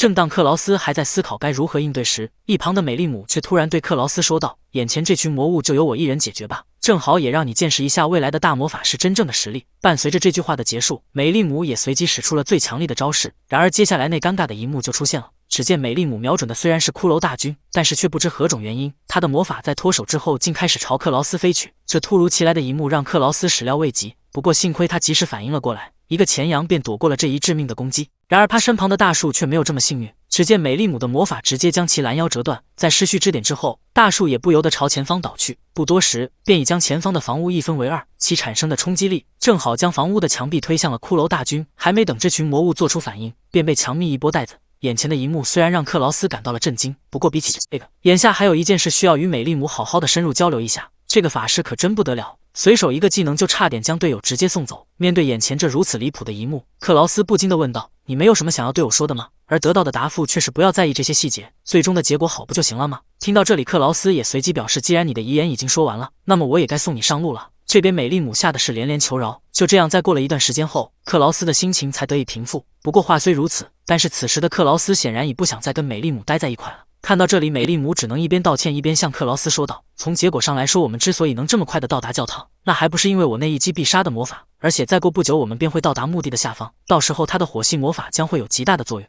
伴随着这句话的结束，克劳斯的脑中也不由得浮现出了那自己被烧烤的模样，这让他不禁的吐槽道：“总算知道这家伙为什么独自一人了。如果继续跟他这种危险的生物待在一起，那么他恐怕很难再见到第二天的太阳。”想到这里，克劳斯便想找个理由甩掉美丽姆，然而还没等他开口，美丽姆便率先说道：“那是什么？”伴随着这句话的结束，克劳斯也注意到了他们的前方正有一群人封锁着地下城的入口。正当两人还在为此而一头雾水时，一个陌生的声音传入了他们的耳中，听说是地下城里出现了未确认的上级魔物，为了安全起见，于是他们封锁了入口，并派遣了一位上级冒险者前去处理。然而话音刚落，周围的环境便发生了异变，只见刚才还是大雾弥漫的墓地，此时已变得晴空万里。看到这里，克劳斯也随即明白了过来，看样有人将地下城的核心首领打倒了，所以这片领域的瘴气才会消散。至于他们所要狩猎的魔物，自然是随着地下城的进化而彻底消失。克劳斯本以为这件事只不过是偶然发生的事情，但是直到他见到那个人以后，克劳斯才察觉出了这件事的不对，这让他不禁地喊出了古莲的名字。在听完以后，古莲也随即轻蔑地回道：“那边站着的不是克劳斯吗？还真是好久不见啊，没想到你还是那么的不起眼。”面对他的挑衅，克劳斯并没有回应，他只是询问对方作为一个在王都活跃的冒险者，为什么会跑到他们这穷乡僻壤的地方，而得到的答复却是当然是来帮忙啊。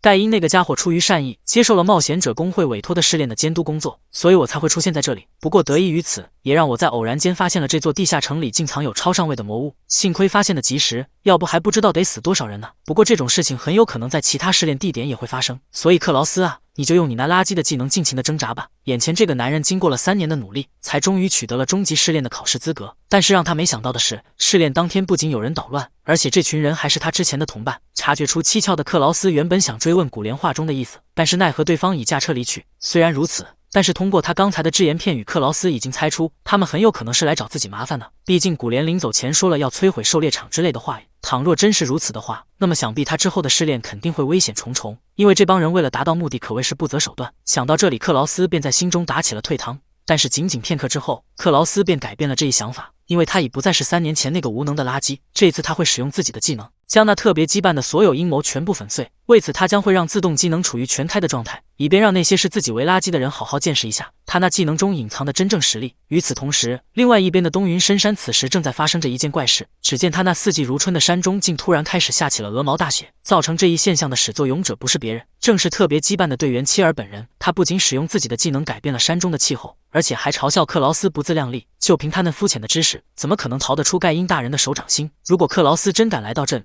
那么到时候他一定会让克劳斯见识一下天后操作的威力。在他的技能面前，无论是身体还是心灵，最终都会化为毫无温度的冰雕。就这样，在过了一段时间之后，2名特别羁绊的成员也回到了冒险者工会，并随即汇报起了相关的事宜。他们表示已按照盖因的要求，将他之前提到的所有试炼地点全部摧毁。听完后，盖因也随即回道：“不愧是我们特别羁绊的精英，仅用这一点时间便完成了任务。这样一来的话，克劳斯的终极试炼基本上是没戏了，因为他所要收集的素材大体上已清理干净，所以接下来要处理的就是那些杂七杂八的无能者啊。”为此，他下令让手下的雇佣兵将城镇周围的所有低级领域全部摧毁。这样的话，试炼者们要想完成任务，那么就不得不挑战高难度的地下城。只有通过这种方式，才能让这场试炼变得有意义。因为所有的无能者都会因此而遭到淘汰，这才是实力者应该表现出的责任。眼前这个男人虽然拥有着时间停止的能力，但是他却用它来偷看别人的尸体。前不久，克劳斯就遭遇到了毒手。在得知这一消息后，古莲一度以为盖因仅仅只是为了妨碍克劳斯的试炼，所以才会来到这穷乡僻壤的边境，而得到的答复却是克劳斯只不过是路边的垃圾，顺手解决罢了。他们此行的真正目的，则是为让这场频繁的试炼变得特别一些。既然他已接受了监督的工作，那么这场工会举办的终极试炼就必须达到名留青史的水平。为此，即便是牺牲一些垃圾，也是相当划算的事情。就是不知道这里的工会会长在得知此事后，会不会因此而气死。不过不管怎么说，这种乡下会长即便是死了，也不会引起王都的注意。然而话音刚落，古莲便得到了一个消息，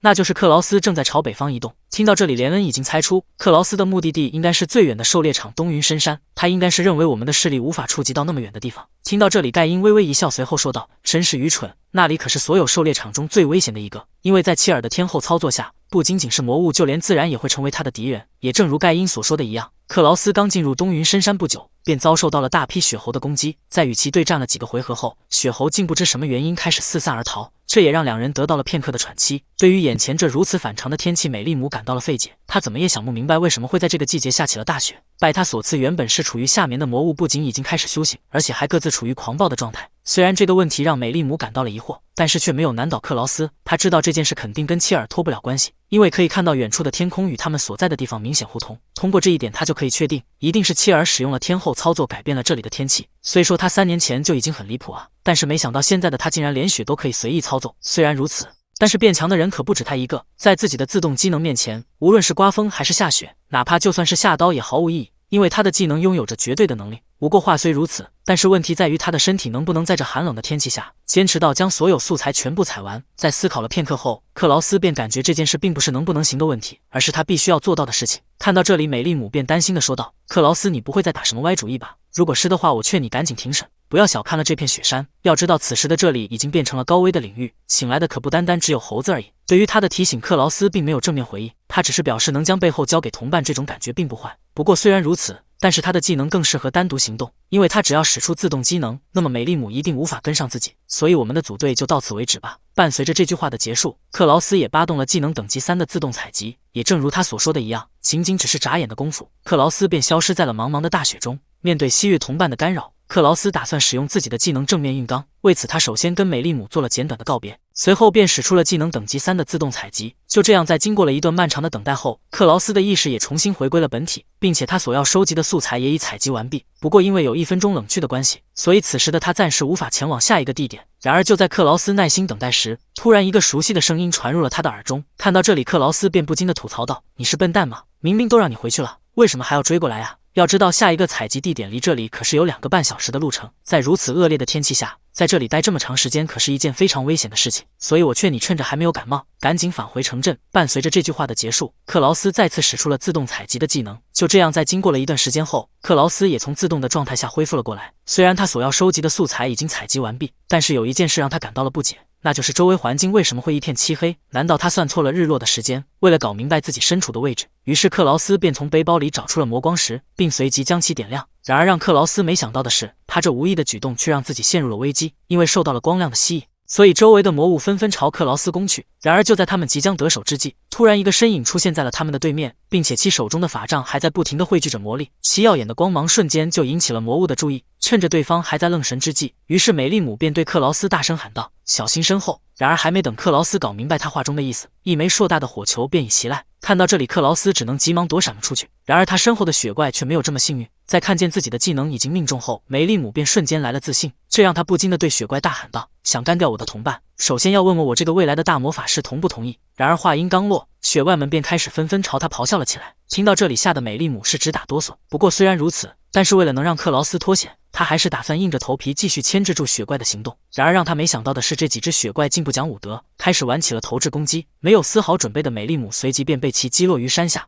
眼前的一幕让克劳斯担心不已。不过好在此时的山下早已被厚厚的积雪所覆盖，所以美丽姆并没有受到什么太大的伤害。看到这里，克劳斯虽然安心了不少，但是此时他们的处境已然不容乐观。眼前这个男人仅仅只是因为点了一下灯，便引来了大批魔物的围观。不仅如此，就连他的同伴也因此受到了牵连。不过好在美丽姆并没有受到什么太大的伤害。正当克劳斯还在为此而感到安心时，他那身后的大批魔物突然有了新的动作。只见伴随着一声咆哮，魔物们竟纷纷开始朝山下跳去。面对眼前的一幕，克劳斯感到了费解。他不明白血怪们为什么会跳过自己，难道说他们想先解决会魔法的美丽姆吗？想到这里，克劳斯便随即阻止起了血怪的前进，以求他们能将目标转向自己。但是无论他如何的努力，血怪们也依然没有将他放在眼里。正当克劳斯还在为此而一筹莫展时，突然自动机能的操作面板重新出现在了他的面前，看样他的技能已经冷却完毕，这也让克劳斯随即犹豫了起来。如果他现在立即使用自动返回的话，那么还来得及脱离险境；若不然的话，他将不得不独自一人面对一群中高级别的魔物。即使最终他能赢下战斗，但是他也会因此而耗尽体力，从而无法走出雪山。虽然如此，但克劳斯最终还是选择了留下，并随即对美丽姆说道：“不要误会了，我们并不是同伴。不过话虽如此，但是我也不会让你死在这里。接下来我将会在11分钟内解决完所有魔物，所以在此期间你就老实的待在原地吧。”伴随着这句话的结束，美丽姆也惊讶地发现克劳斯的身影竟在自己的眼前逐渐消失，不多时他便已消失得无影无踪。眼前的一幕让美丽姆惊讶无比，不仅仅是他，就连拥有雪山隐秘暗杀团称号的雪怪都感到了震惊。不过仅仅片刻之后，这群魔物便从这种状态下恢复了过来。因为要说隐秘的话，那么还没有哪个人类能够胜过他们。也正是因为这个原因，所以冬季的东云深山才会变成上级领域。伴随着双方战斗的正式开始，另外一边的某人也通过他那顺风耳的技能得知了此事，随后他便将这件事汇报给了切尔。在听见有8只雪怪围攻克劳斯后，切尔便露出了满意的笑容。看样一切都在按照计划进行，这样的话他的目的也算是完成了。因为只要是被那群家伙盯上，那么克劳斯就绝无可能活着走出雪山。虽然他并不知道盖因大人为什么会如此执着于克劳斯，但是这种特别的对待方式让他感到了嫉妒，所以他打算让克劳斯永远的消失在这白色的炼狱里。眼前的一幕让美丽姆感到了震惊，他没想到克劳斯竟会在自己的眼前逐渐消失。不仅如此，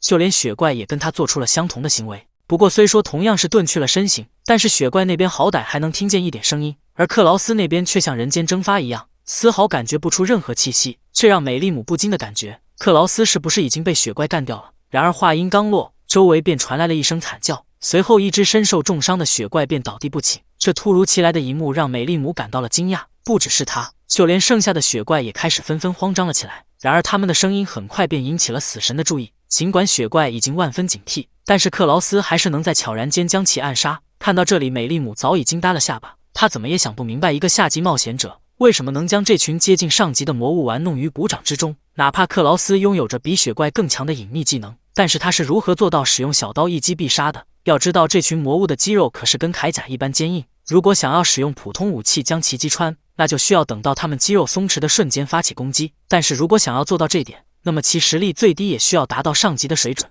正当美丽姆以为双方的战斗会以这种形式持续下去时，突然战场上出现了戏剧性的一幕。只见美丽姆身后的雪堆上竟有一根单毛随风飘荡，这让雪怪不禁的以为克劳斯的藏匿地点正是那里。但是当他将其破坏之后，却发现里面的东西只不过是一个诱饵而已。眼前的一幕让两人感到了吃惊。然而还没等他们从这种状态下恢复过来，克劳斯便已现出了真身。只见他抓准时机，手起刀落间便刺穿了雪怪的弱点。看到这里，美丽姆已察觉出了一点，那就是眼前这个家伙有点不对劲，因为他的技能从刚才开始就一直在提醒自己，总有一天克劳斯一定会干出什么特别不得了的事情。就这样，在经过了一段时间后，8只魔物中的7只已经被克劳斯解决掉了。看到这里，仅剩的一个雪怪也只能选择落荒而逃。但是让他没想到的是，克劳斯竟早已预测出了他的逃跑路线。伴随着倒数的结束，克劳斯也正好解决完了所有的魔物。虽然如此，但是他的体力也因此而耗尽。此时克劳斯的眼里已看不见任何东西，只能听到美丽姆的声音越来越近。在得知他安然无恙后，克劳斯的意识便再次陷入了沉睡。经过了一段美梦后，克劳斯才从睡梦中苏醒了过来。然而接下来的一幕却让他慌张无比。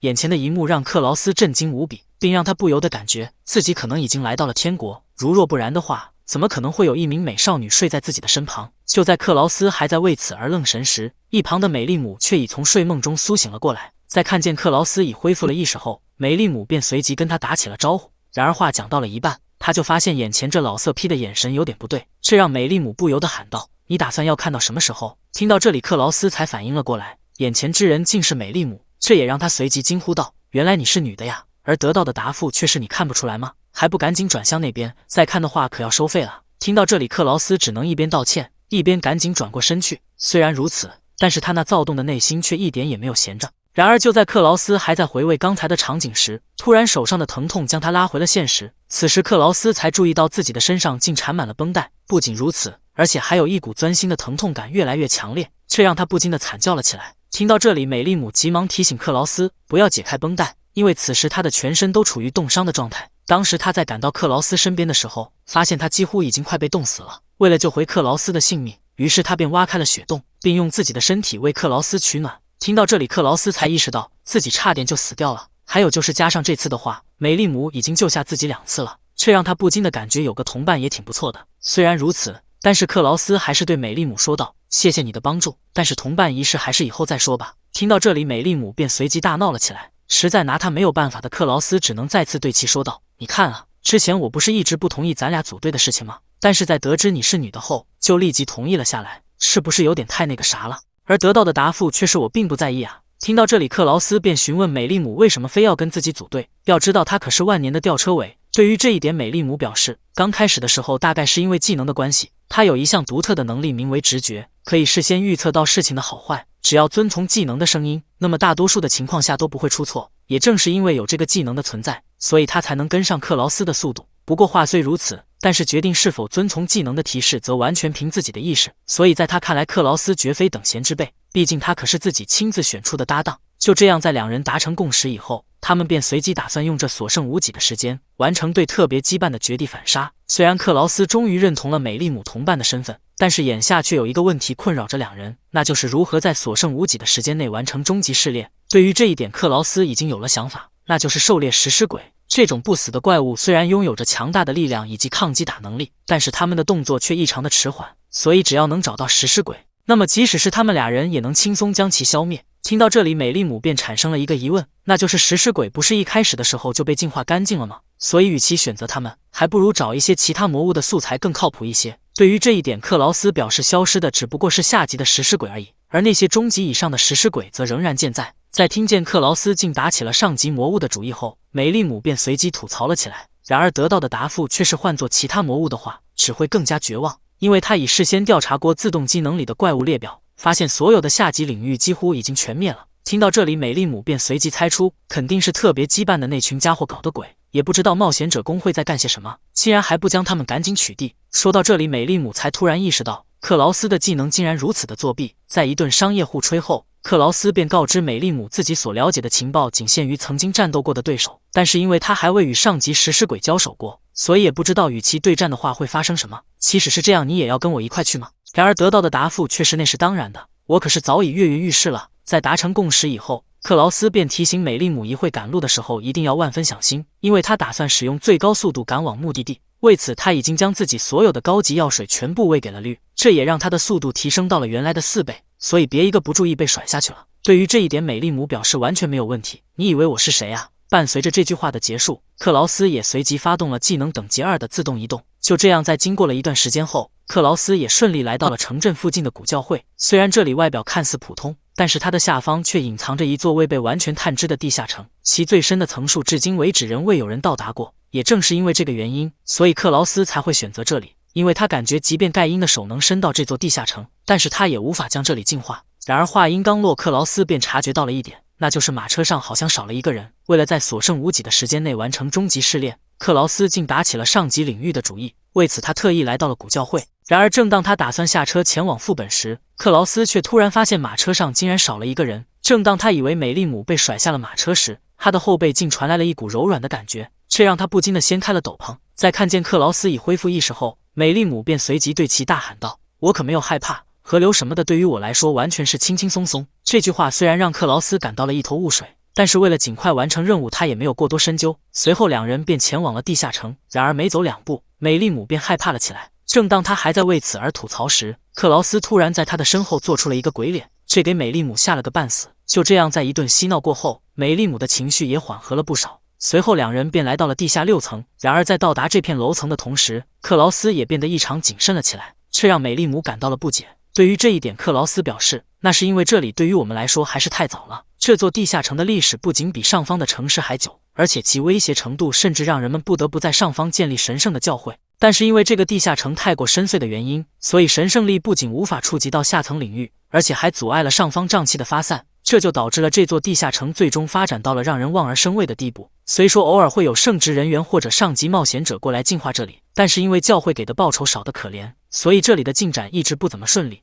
为了防止一些不太妙的东西跑到上面，于是教会便在楼层之间设下了神圣的封印。这句话让美丽姆感到了好奇，在向下望去的时候，突然一股毛骨悚然的感觉油然而生，这也让他不禁地惊叫了起来。听到这里，克劳斯便提醒美丽姆，如果真的碰到了那种东西的话，那么一定要丢下我，赶紧逃跑。他会作为诱饵为美丽姆争取到足够的时间。这句话让美丽姆感到了惊讶，并让他随即询问起克劳斯是否在跟自己开玩笑，而得到的答复却是我是认真的。因为自动返回这一技能的关系，所以无论面对什么样的魔物，他都可以顺利逃脱。但是这一招仅对他自己一人管用，所以到时候不用为他担心，光想着你自己该如何顺利脱身便可。他可不想看见自己的同伴死在这里。听完后，梅丽姆表示自己明白了，不过同时他也提醒克劳斯是不是忘了什么，他的技能直觉可是能事先察觉到危险的逼近，所以在危机来临之前，他便会带着克劳斯一块逃跑。听到这里，克劳斯也安心了不少，随后两人便开始前往了深层领域。与此同时，一只蝙蝠正将手里的信件送往地下15层的某处房间里。在看完以后，特别羁绊的核心成员美香也得知了克劳斯到来的消息，这让他不禁地说道：“没想到那个无能的垃圾竟敢来到这种地方，还真是辛苦你了。看在工资的份上，我就陪你玩玩吧。”眼前这扇门看似普通，但实则竟是一个高级副本的入口。一旦踏入其中，那么便能立即感受出内部那渗人的气息。眼前的一幕让两人感到了震惊，他们没想到门后竟然会是这样的场景，这也让克劳斯不由得吐槽道：“这个地下城比传闻中更加厉害。”对于这一点，美丽姆表示了认同，因为她的技能正在不停地发出警报，看样这里并非是一个可以久待的地方。关于这一点，克劳斯当然明白，所以他才制定了勾引食尸鬼大作战的计划。在安排好双方对应的职责后，克劳斯便独自一人走进了地下城。为了防止出现差错，于是美丽姆便在脑中再次回忆了一遍克劳斯的计划。首先，由拥有逃生技能的克劳斯作为诱饵进入地下城内部，一旦发现有单独行动的食尸鬼，他便会立即对其发出挑衅，在对方成功上钩后，他再跑回门内。这样的话，食尸鬼也会跟着他一块来到安全区。此时再由藏于尸堆中的美丽姆对其发起偷袭，如果顺利的话，一击便可以将食尸鬼打倒。虽然计划的本身没有问题，但是对于藏匿的地方，美丽姆表示了强烈的不满。在对其一顿捉弄之后，克劳斯便表示自己使用自动战斗时并不是完全没有风险的，所以不到万不得已的时候，他也不会轻易使用这招。为了确保他俩能平安地完成任务，那么就需要最大限度地活用门后的这片领域，所以我的退路以及支援的攻击就拜托给你了。在说完这句话后，克劳斯便进入了门内。伴随着回忆的结束，美丽姆也越发的紧张了起来，因为自从克劳斯走进了地下城后，他的直觉便从不好的预感转变成了凶恶的靠近。这种感觉就好似在他的身后有一把死神的镰刀一样，让他不寒而栗。但是仅仅片刻之后，他的直觉便再次发生了转变，这也让美丽姆不禁地望向了后方。然而此时那匪夷所思的一幕发生了，只见在安全区里竟然出现了一只食尸鬼，还没等美丽姆反应过来，那只食尸鬼便开始朝他攻去，这给美丽姆吓了个半死。不过很快他便振作了起来，并随即对食尸鬼施展出了火焰魔法。然而让他没想到的是，这只食尸鬼竟然大手一挥，便把他的火球弹飞了出去。与此同时，另外一边的克劳斯也察觉出了不对，他发现这一层里竟然没有食尸鬼的踪影。正当克劳斯还在为此而纳闷时，突然他的气息感知发出了警报，下一秒两只特殊的食尸鬼便出现在了他的面前。眼前的一幕让克劳斯始料未及，仓皇间他只能使用小刀对其中的一只发起攻击。但是让克劳斯没想到的是，他的攻击不仅未对食尸鬼造成任何伤害，而且还因此损失了手里仅有的一把武器。这是我见过头最铁的食尸鬼。面对克劳斯的攻击，他不仅毫发无伤，反而还将他手里仅有的一把武器破坏殆尽。还没等克劳斯回过神来，便被另外一只食尸鬼踹飞了出去。眼前的一幕让克劳斯感到了费解，他不明白为什么在中级的楼层里会出现两只上级的魔物。在看见克劳斯遭受到攻击后，美丽姆便急忙上前询问他是否有事。对于这一点，克劳斯表示自己只是被击飞了而已，并没有大碍。不过比起这个，眼下这座地下城有点不太对劲。刚才他明明对食尸鬼发起了攻击，但是在自动战斗的列表中却没有他们的名字。能造成这一现象的原因只有一个，那就是他刚才的攻击未对食尸鬼造成任何伤害，这样的话便不会被自动技能视为战斗过一次的对手。想到这里，克劳斯便大胆不妙，在无法使用技能的情况下，现在他们的处境显然非常的绝望。正当克劳斯还在为此而不知所措时，美丽姆突然开口说道：“抱歉，克劳斯，我们的退路被切断了。不过虽然如此，但是还没有到绝望的地步，因为他的直觉还未发出命悬一线的警报，所以不要放弃，肯定还有什么其他的办法。”听到这里，克劳斯也重新振作了起来，随后他便打算与美丽姆一块突围出去。在看完周围的环境后，克劳斯便感觉他的眼前虽然有两只特殊的食尸鬼，但是好在后方只有一个，这样的话，只要想办法将其引开，那么他们俩便可以趁机逃脱。然而就在此时，美丽姆的直觉突然开始发起了警报。在得到这一信息后，他便立即抱住克劳斯朝一边躲去。果不其然，下一秒便有一个新的食尸鬼冲破了墙壁。好在两人躲闪及时，这才没有惨遭毒手。不过虽然如此，但是眼前这只新加入的食尸鬼让那本就绝望的两人更加绝望了。这几只食尸鬼不仅体型各异，而且分工明确。看到这里，克劳斯便已明白，想在他们的面前逃跑几乎是一件不可能的事情。但是即便想与其战斗，可是自己手上连一把武器都没有。正当克劳斯还在为此而发愁时，突然一把撬棍映入了他的眼帘，这让克劳斯的心中重新燃起了一丝希望。然而就在此时，美丽姆突然再次开口说道：“我记得没错的话，那边好像是我们的出口吧？”看到这里，克劳斯想死的心都有了。眼前的一幕让这两名下级冒险者感到了绝望，他们没想到会在中级的楼层碰到上级魔物。不仅如此，而且他们仅有的退路也被彻底切断。不过好在这4只食尸鬼并没有立即对他们发起攻击。对于这一点，美丽姆表示了不解，而克劳斯则感觉对方可能是在商量先吃谁的问题，所以才暂时没有攻击他们。听到这里，美丽姆便不禁地吐槽道：“这种问题还用商量？肯定是她这个绝世美少女要更美味一些。不过玩笑先放到一边，眼下还是想个方法尽快脱身比较好。”对于这一点，克劳斯表示了认同。他已事先使用技能调查了一番，发现从这里逃脱竟然需要花费4天的时间。说到这里，克劳斯便询问美丽姆是否能跟上自己，而得到的答复却是：“你在跟我开玩笑吗？4天的时间够我饿死好几个来回了。”听完后，克劳斯表示，既然如此的话，那么也只能选择在这里与其战斗了。如果他的自动战斗可以使用的话，他们俩也许还有一线生机。听到这里，美丽姆便询问克劳斯为什么无法使用，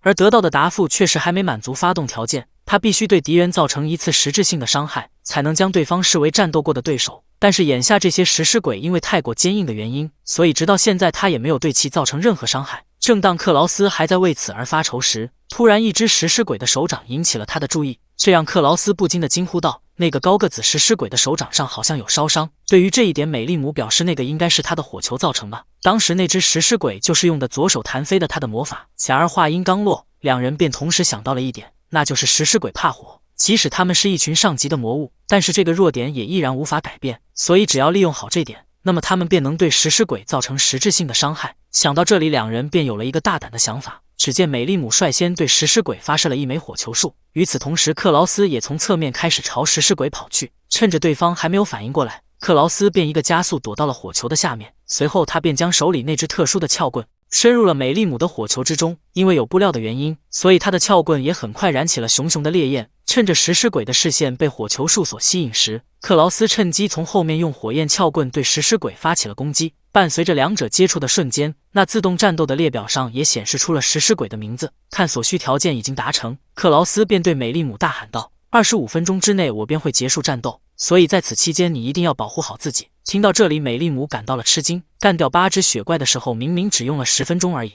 可是解决掉眼前这4只食尸鬼所需的时间，竟然要比他们多出1倍以上。不仅如此，而且此时克劳斯的手上明明一把武器也没有，他要如何在赤手空拳的情况下解决掉4只特化的上级怪物？眼前这个男人虽然只是一名下级冒险者，但是在面对4只上级魔物的围攻，他却丝毫不慌。只见克劳斯首先以极其优雅的姿势，完美躲过了刀刃食尸鬼的所有攻击，随后又瞅准时机，借助对方的力道，顺势将他的武器推向了上方。与此同时，他的左手也没有闲着，只见克劳斯一把抓住食尸鬼的衣服，猛然朝下方扯去。这一动作立即让刀刃食尸鬼失去了平衡，其挥舞的利刃又恰巧击中了身后的利爪食尸鬼。然而这还不算完，克劳斯又趁着利爪食尸鬼暂时无法行动时，一把将他摔向了后方。在看见高个食尸鬼的攻击已逐渐逼近后，克劳斯便一边举起利爪食尸鬼，一边猛击刀刃食尸鬼的腿部。在他这一顿骚操作下，克劳斯不仅毫发无伤，而且还借对方的手解决了2只特化的食尸鬼。看到这里，美丽姆早已惊呆了下巴，不只是他，就连剩余的2只食尸鬼也没有想到竟然会发生如此离谱的事情，这让美丽姆不禁地吐槽道：“这也太乱来了吧！”虽说不管是克劳斯的攻击还是他的魔法，都无法对食尸鬼造成伤害。如果说现场有什么东西能破坏他们那坚硬的身体，也就只有食尸鬼他们自身的拳头以及刀刃了。但是要想做到让他们自相残杀，那么只能以自身为诱饵，引导对方互相攻击。就算能想到这种方法，一般人也不会这么干吧。果然，处于技能下的克劳斯还是一如既往疯狂。既然如此的话，那么他也该行动起来了。在战斗之前，克劳斯曾对美丽姆表示，如果计划顺利的话，那么到时候所有食尸鬼的注意力都会集中到他的身上。所以克劳斯希望美丽姆能趁机出去寻找出口，因为即便他的自动战斗能击败眼前这4只食尸鬼，但也不保准对方还有支援，所以保险起见，还是找一条撤退路线比较好。对于这一点，美丽姆表示了担心，她感觉两人所执行的任务其危险系数差距太大，她可不忍心看到克劳斯独自一人陷入危险。听完后，克劳斯欣慰一笑，并随即说道：“不用担心，不会有事的，因为我相信你的直觉。他不是还没有发出命悬一线的警告吗？所以我肯定会平安无事的。”回忆到这里，美丽姆便不禁地在心中喊出了笨蛋2字。她感觉虽说的确未到命悬一线的时候，但是不好的预感却一直没有停过。克劳斯的自动战斗也许的确无敌，但是与雪怪战斗后，他可是倒下了一碗，而这次对手的实力可是要比雪怪强上许多。想到这里，美丽姆便对克劳斯大声喊道：“我一定会找到出口的，所以克劳斯，你一定要撑到我回来为止，即使到时候你已经倒下，我也一定会抱着你逃出这里。”在那不好的预感变成命悬一线之前，伴随着倒数的临近，克劳斯也成功将4只特化食尸鬼中的3只彻底解决。看着眼前这仅剩的1只，克劳斯随即做出了挑衅的手势。看到这里，食尸鬼再也忍不下去了，随即便对其发起了猛攻。在将克劳斯逼入到死角后，食尸鬼便使出了自己的杀手锏，只见他的头颅突然变成了一张血盆大口。看到这里，克劳斯只能急忙向后方跳去。虽然他因此而躲过了这一攻击，但是食尸鬼也及时调整了目标。只见他将石头的一角切成了2半，等到克劳斯落地的瞬间，正好将其踩空，这让他随即摔倒在地。看到这里，食尸鬼便在心中一顿狂喜，他可不打算放过这次的机会。然而让他没想到的是，克劳斯其实是故意在他面前露出破绽的，为了就是一击将其解决。虽然此时食尸鬼已察觉出了不对，但是也为时已晚。只见克劳斯举起食尸鬼的武器，手起刀落间，便将最后1只食尸鬼彻底解决。伴随着倒数的结束，克劳斯的意识也开始回归本体。虽然他以下级的实力打败了上级的魔物，但是克劳斯的身体也因此受到了极大的伤害。与此同时，另外一边的美丽姆也察觉出了异样。从刚才开始，他的直觉就在一直发出警报，正有一股命悬一线的气息从下方逐渐朝他们逼近，这让美丽姆不由得担心起了克劳斯的安危。但是他知道，如果不尽快找到出口的话，那么他的直觉将成为现实。想到这里，美丽姆便再次行动了起来。然而等他逐渐走远，突然有一群魔物从暗处走了出来。就这样，在过了一段时间后，克劳斯也恢复了意识。他强忍着全身的疼痛，从腰包里掏出了上级药水，在一饮而尽后，克劳斯感觉自己又活了过来，这让他不禁的在心中感谢起了提艾拉。幸亏听取了他的建议，购买了上级药水。在稍作歇息后，克劳斯便对地上的4只食尸鬼吐槽了起来。他感觉自己靠拼死战斗才好不容易战胜了这几只怪物，但是这4个食尸鬼的下颚还不够完成一个人的试炼。如果这座地下城里全是这种怪物，他的药水可不够用。果然还是应该首先确保一下撤退的路线。然而话音刚落，克劳斯身后的大门便关闭了起来。眼前的一幕让克劳斯始料未及，并让他不由得喊出了美丽姆的名字。然而得到的回音却是魔物的吼叫。此时克劳斯才猛然发现门后竟然全是食尸鬼。与此同时，另外一个熟悉的声音也传入了他的耳中：“猜错了，那些可不是食尸鬼，因为门上附有的神圣封印可是能驱散不死者的，竟然连这点常识都没有。果然，即使过了3年的时间，你也依然还是一个无能的垃圾。”眼前的一幕让克劳斯震惊无比，他没想到会在这座地下城里碰到昔日的同伴。通过声音可以听出，轿子上的人正是特别羁绊的核心成员，拥有生命操作的美香本人。听到这里，美香便随即露出了一脸不悦的表情。他感觉克劳斯这个垃圾根本没有资格叫出自己的名字。为了让他意识到这点，于是美香便打算让克劳斯见识一下双方的差距。只见他只是稍微做了一个手势，那周围的魔物便开始朝克劳斯涌去，不多时便已将他团团围住。不过好在这些魔物并没有立即对他发起攻击。虽然如此，但是克劳斯知道这只不过是暂时的现象，所以他必须尽快搞清楚这群魔物的来历。想到这里，克劳斯便回忆起了美香的技能。他的生命操作不仅可以赋予无机物生命，而且还可以对其随意操纵。虽然美香的能力只能对无机物施展，但是却完全没有目标的限制。想到这里，克劳斯便已猜出了这群魔物的身份，他们应该都是沉眠于这座地下城里的遗体。对于这一点，美香表示了肯定。他确实使用技能支配的这座地下城里的所有遗体，不过其中大部分已被他当作了饲料。说到这里，美香便询问克劳斯是否知道魔物是如何进化的。他们无论是吃掉冒险者还是魔物，只要是大量进食，那么他们便能得到进化。这句话让克劳斯感到了不寒而栗，并让他不禁地询问美香：难道说你让食尸鬼把这里的遗体全部吃光了吗？也就是说，那几只蛊毒食尸鬼是你的杰作？对于这一点，美香大方地承认了下来。他感觉反正这里的遗体大部分都是被人丢弃的，所以拿来当做饲料也没什么问题。而且再过不久之后，你也会加入他们的行列。听到这里，克劳斯便知道美香这是打算动手了，于是他急忙想通过出口逃脱出去，但是因为门后有傀儡的阻挡，所以他并没有如愿。看到这里，美香便再次开口说道：“本来想让你的身亡看起来更像事故一些，所以才特意放出了那几只食尸鬼，但是没想到你这个垃圾的命还挺硬的。既然如此的话，那么只能用数量来压死你了。”听到这里，克劳斯感觉即使过了3年的时间，没想到这群人还是死性不改，竟然说要伪造事故。要知道，这已经远远超出了干扰失恋的范围，而得到的答复却是好像的确如此。不过只要让你消失的话，那么盖因可是会发奖金的哦，所以还请你不要挣扎，赶紧在我的生命操作之下死去吧。对于这一点，克劳斯表示了拒绝，他的自动机能早已冷却完毕，仅只需要5分钟，便可以让眼前这群可怜的傀儡彻底解脱。伴随着这句话的结束，克劳斯也随即发动了技能等级4的自动战斗。在听见克劳斯要用5分钟的时间解决完所有的傀儡后，美香便不禁地露出了嘲笑的表情。他感觉眼前这个垃圾实在是太搞笑了，竟敢在自己的面前大放厥词。要知道他的技能可是能支配世上1半的物体，只要是没有生命的东西，那么无论是盔甲还是锁链，他都可以将其强化。而且他的技能一旦用到了人形物体的身上，那么便会发挥出最大的力量。3年前他就曾用了一个普通的娃娃，在模拟战中揍得克劳斯满地找牙，而时至今日，无论是他的等级还是能力，都已远超那个时候。现在的他不仅可以同时控制数十只人形大小的傀儡，而且还能对其施展强化。也不知道克劳斯你这个垃圾哪来的自信，竟然想用自动回家这种杂鱼技能挑战我的生命操作，还真是狂妄至极。是时候让你见识一下何为绝望了。然而话音刚落，那打脸的一幕便出现了。只见克劳斯手持双刃，从容穿梭于傀儡之中，所到之处尸骸遍地。仅眨眼的功夫，他已便将前排食尸鬼全部肃清。眼前的一幕让美香始料未及，他怎么也想不明白克劳斯怎么突然勇猛了起来。然而还没等他从这种状态下恢复过来，克劳斯便已再次行动了起来。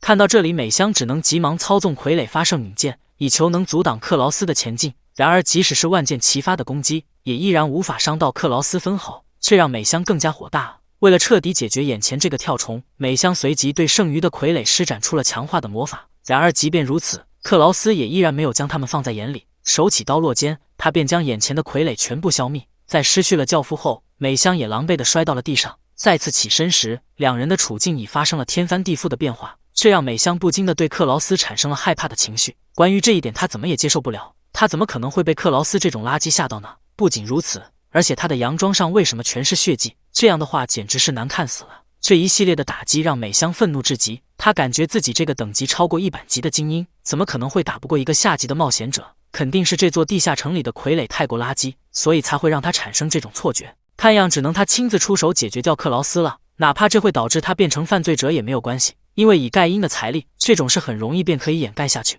毕竟只要控制住王都的工会总部，那么他们便可以在这乡下的工会里为所欲为。所以一会哪怕你跪地求我，我也会踩着你的脸笑着对你说，你刚才有说什么吗？然而话音刚落，克劳斯便解决掉了最后一只傀儡，而美香那边因为突入战场的原因，也被克劳斯顺手修理了一顿。伴随着那倒数的结束，克劳斯的意识也回归了本体，正好看见了眼前的一幕，这让他不禁地对美香说道，你刚才有说什么吗？眼前的一幕让美香不敢相信，她没想到即使自己亲自出手，也依然不是克劳斯的对手。正当他还在为此而不解时，克劳斯突然开口说道，曾经我还以为你的技能是绝对无法战胜的，但是现在看来也不过如此而已嘛，至少也没有比我的技能高出一等。这句话让美香倍感耻辱，她的生命操作怎么可能会跟自动回家这种垃圾技能画上等号呢？美香记得盖因曾经说过，技能之间也有等次之分，比如说他的时空操作就是最上位的存在，因为这可是过去勇者所持有的传说级技能，可谓是非常符合王者身份的无敌能力。盖因感觉其他队员的技能虽然无法到达自己的高度，但是也是仅次于他的存在，所以他可不希望看到有人做出辜负他期望的行为。说到这里，盖因再次提醒众人，千万不要落得与克劳斯那个垃圾同样的等次，要不到时候休怪他手下无情。想到这里，美香便随即喊道，真是搞笑，一个垃圾竟然也敢如此小瞧我，你不会觉得自己已经胜券在握了吧？伴随着这句话的结束，美香也再次发动了自己的技能，将她那生命操作的能力深入到了地下城的深处，转眼间便控制住了下层的傀儡。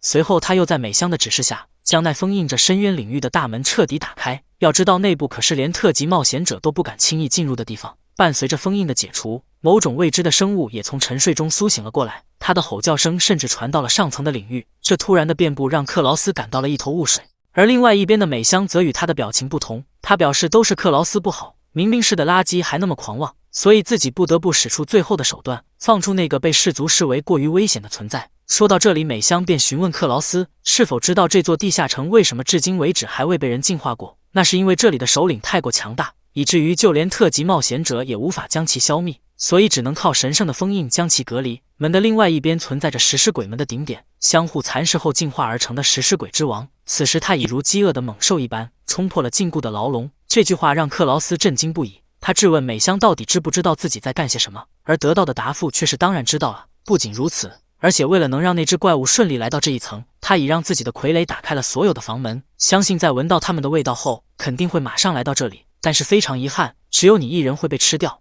我可不会傻到跟你同归于尽。我的身上可是拥有着盖因特意准备的高级物品，对不死族专用的破鞋护符。这样的话，他就相当于站在了保护区里。然而话音刚落，美香手里的护符便炸裂了一地，眼前的一幕让两人直接傻眼。然而还没等他俩从这种状态下恢复过来，门的另外一边则传来了打斗的声音。原来是已找到出口的美丽姆在帮克劳斯清理傀儡。经过了一番战斗后，美丽姆也顺利地打开了房门。然而接下来的一幕却让他惊恐至极。只见美香与克劳斯的身后竟不知何时出现了一只恐怖的怪物。眼前的一幕让美丽姆惊恐至极，并让他随即对克劳斯询问道：“你们认识身后那个东西吗？”这句话让克劳斯感到了不解，但是当他回头后，便立即露出了跟美丽姆相同的表情。正当他还在为此而不知所措时，眼前这只怪物突然有了新的动作。只见他俯下身体，朝着前方的猎物一声咆哮，其产生的威压让克劳斯感到了绝望。他知道眼前这个怪物一定就是美香口中的食尸鬼之王，因为他能明显感觉出两人的等次相差悬殊。与之战斗的话，那么跟送死无疑。其实想用自动战斗迎战对方，但是也要首先对其造成一次伤害。而眼下这种情况，哪怕是他稍微动一下手指头，也会被眼前这只怪物直接瞬杀。与他的想法一样，美丽姆也提醒克劳斯赶紧逃跑，因为他的直觉在一直发出警报，他们已经到了命悬一线的地步。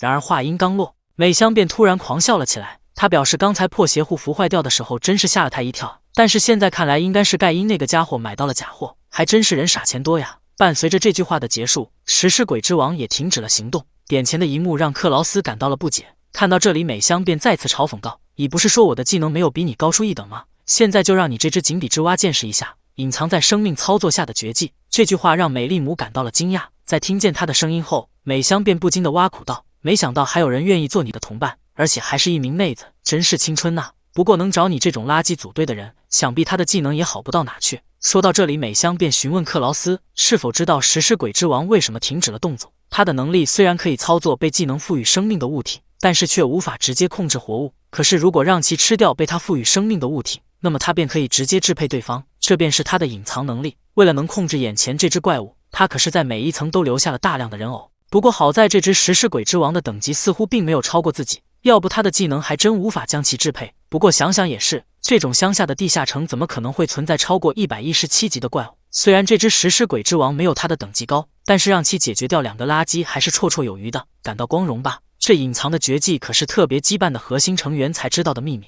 毕竟可以用它来做各种不好的事情，比如说把本不应该存在的怪物从别的地方带过来之类的，又或者像现在一样将你们杀死后伪造成尸骨的模样。伴随着这句话的结束，美香也向食尸鬼之王下达了攻击的命令。眼前的一幕让克劳斯感到了绝望，他没想到美香的技能竟然连食尸鬼之王都能控制。正当他还在为此而不知所措时，美香突然下达了攻击的命令。与此同时，美丽姆的直觉也开始发生了变化，这让他随即对克劳斯喊道：“情况有点不对，那只怪物并没有被他的技能所支配。”果不其然，话音刚落，美香便遭受到了食尸鬼之王的攻击。眼前的一幕让他始料未及，同时也让美香意识到了一点，那就是这只怪物的等级肯定比自己高出许多，要不可能在吃掉了如此多的傀儡后还能保持自我意识。看到这里，克劳斯早已吓尿，为了保住性命，他只能拼尽全力朝出口跑去。但是食尸鬼之王的速度明显比他快上许多。看到这里，美丽姆便朝克劳斯大声喊道：“就这样一直往前跑就行，千万不要停下脚步，一会不管发生什么，请你也要一定相信我，并全力奔跑。”这句话虽然让克劳斯感到了一头雾水，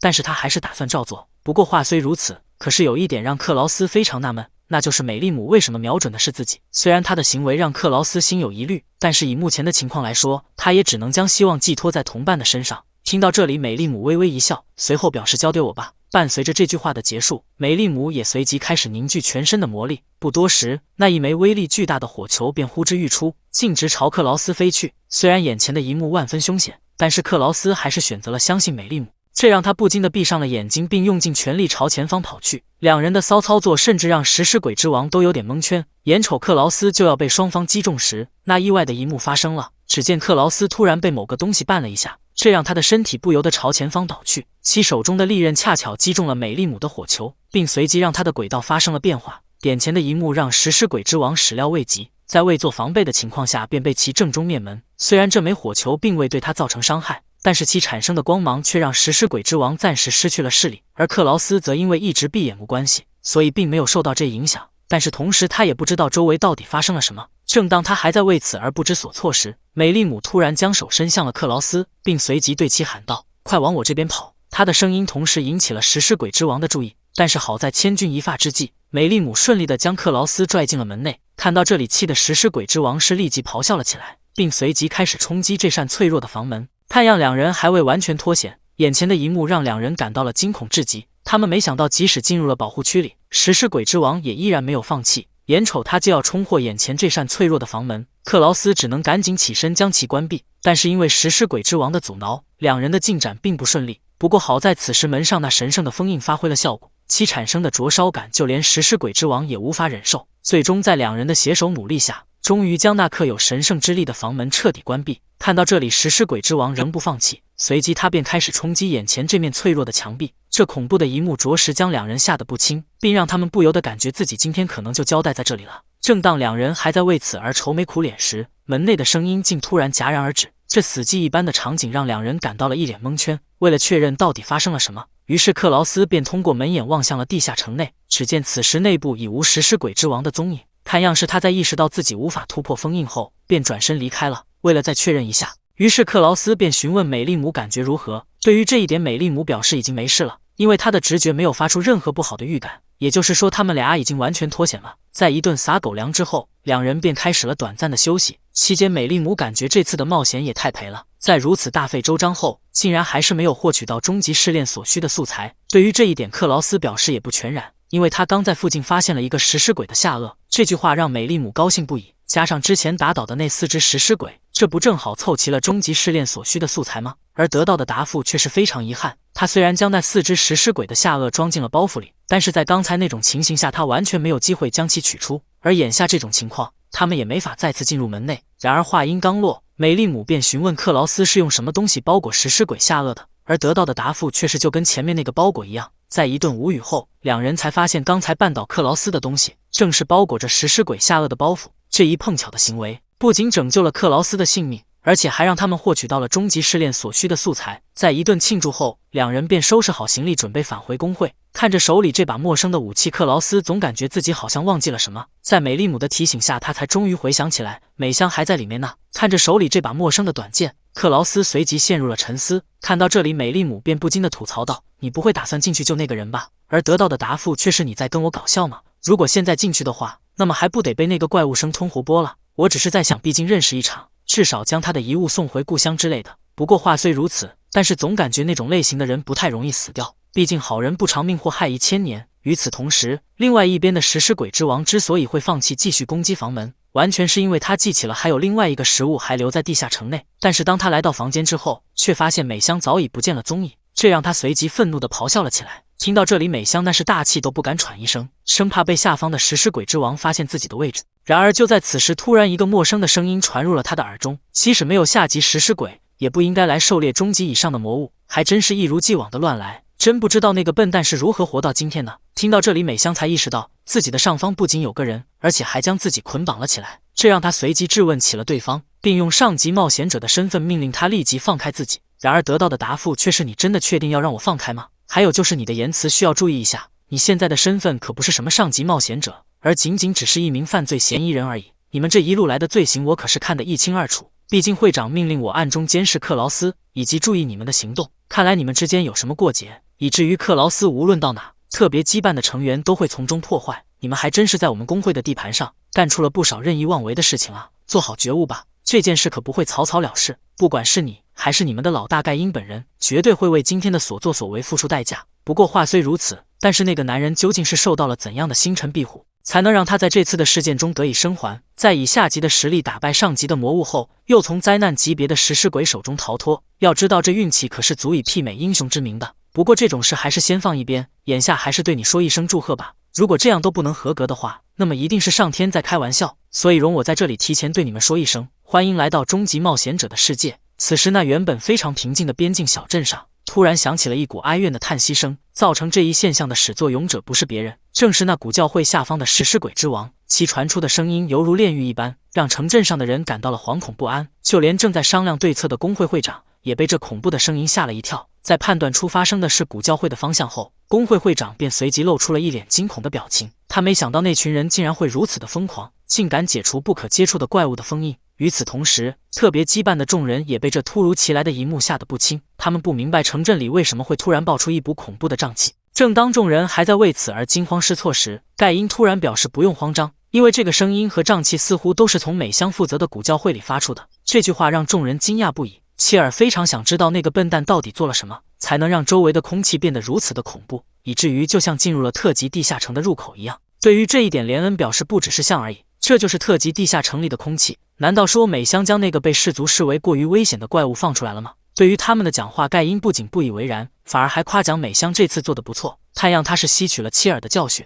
为保万全，所以才会放出那只灾厄级别的怪物。之前看他一脸抱怨的模样，我还真有点怕他搞砸这次的事情，但是现在看来，我的担心完全是多余的。为了完成任务不择手段，真不愧是我们的精英。想必此时的现场肯定非常有趣，真是后悔当初没有让他带着录像的道具，要不我们就能欣赏那个垃圾垂死挣扎的模样了。在说完这句话后，盖因便表示自己要出去透透气。此时房间里的众人已被他刚才的发言吓得不轻，他们到现在也想不明白两人之间到底发生过什么，才能让盖因对克劳斯恨之入骨。对于这一点，连恩似乎知道点什么，随即他便说起了3年前的一件事。当初克劳斯被赶出队伍的那一天，他曾询问过盖因，就这样轻易放弃一个特意挖角来的人才真的好吗？对于这一点，盖因表示克劳斯的技能不仅是垃圾中的垃圾，而且他本人的意志也太过杂鱼，只是稍微稀有一点的独特技能对于他们特别羁绊来说并不是必要的。不过话虽如此，但是他可以给克劳斯最后一次表现的机会。说完，盖因便拿出了一只上级的魔导具。这个暗器投出去后，不仅100%会命中对方，而且只需要10分钟便能让目标晕倒。当然，只要运气好的话，在短时间内服下解药便不会有生命危险。虽然连恩想阻止这一疯狂的行为，但是盖因却先他一步使出了时间停止。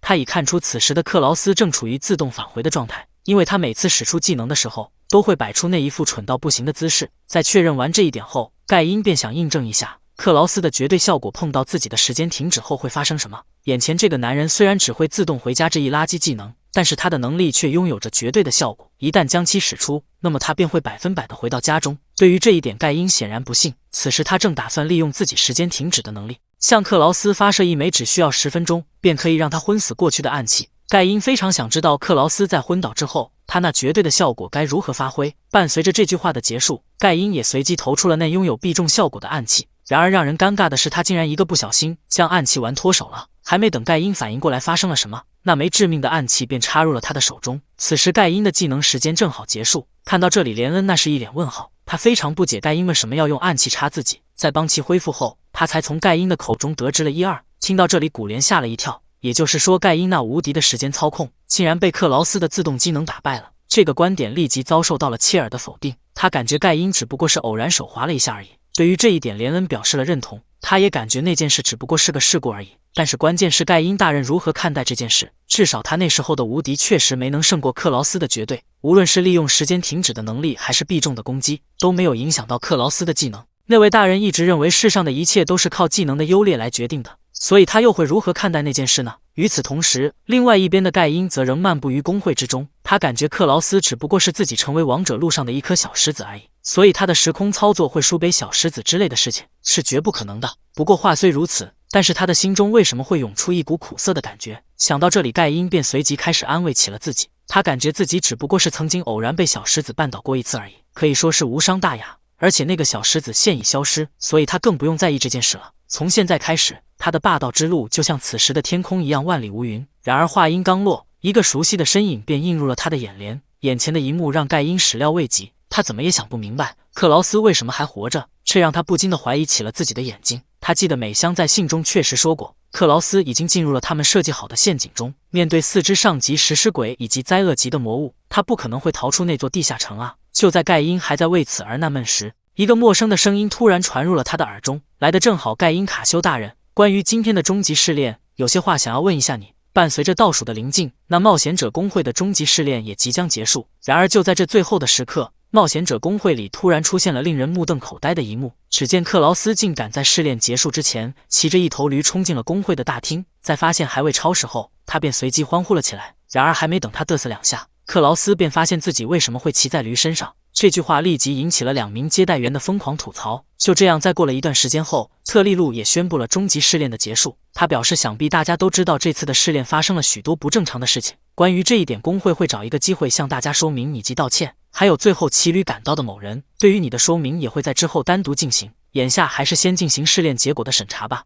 所以请各位按照顺序前往前台进行审查技术。伴随着这句话的结束，大厅里的冒险者们也开始纷纷朝审查地点走去。看到这里，克劳斯便随即判断出，审查完所有人的素材应该需要15分钟左右，也就是说，只能靠这点时间来决定胜负了。这句话让美丽姆感到了不解，试炼的时间明明已经结束，并且所需的素材不是也已采集完毕了吗？然而得到的答复却是你在说些啥呀？难道你不知道自己的试炼素材还未凑齐吗？我们收集到的3样素材中，除了仅够1人完成任务的食尸鬼下颚外，其他2样并不互通，也就是说，一会审查完后，只有我1人能完成试炼。听到这里，美丽姆才恍然大悟。正当他还在为此而不知所措时，克劳斯突然对其说道：“不用担心，因为我有一个计策可解决这个问题。”他已事先用自动技能调查了一下美丽姆所需的素材，发现其中有2样素材只需要5秒钟便可以获得。从时间上可以看出，那2样素材应该在同一个地点或某个人的身上。这句话吓了美丽姆一跳，并让他不禁地询问克劳斯：“难道你要杀人越货吗？”对于这一点，克劳斯随即表示：“杀你个头啊！难道你把我当成什么危险分子了吗？”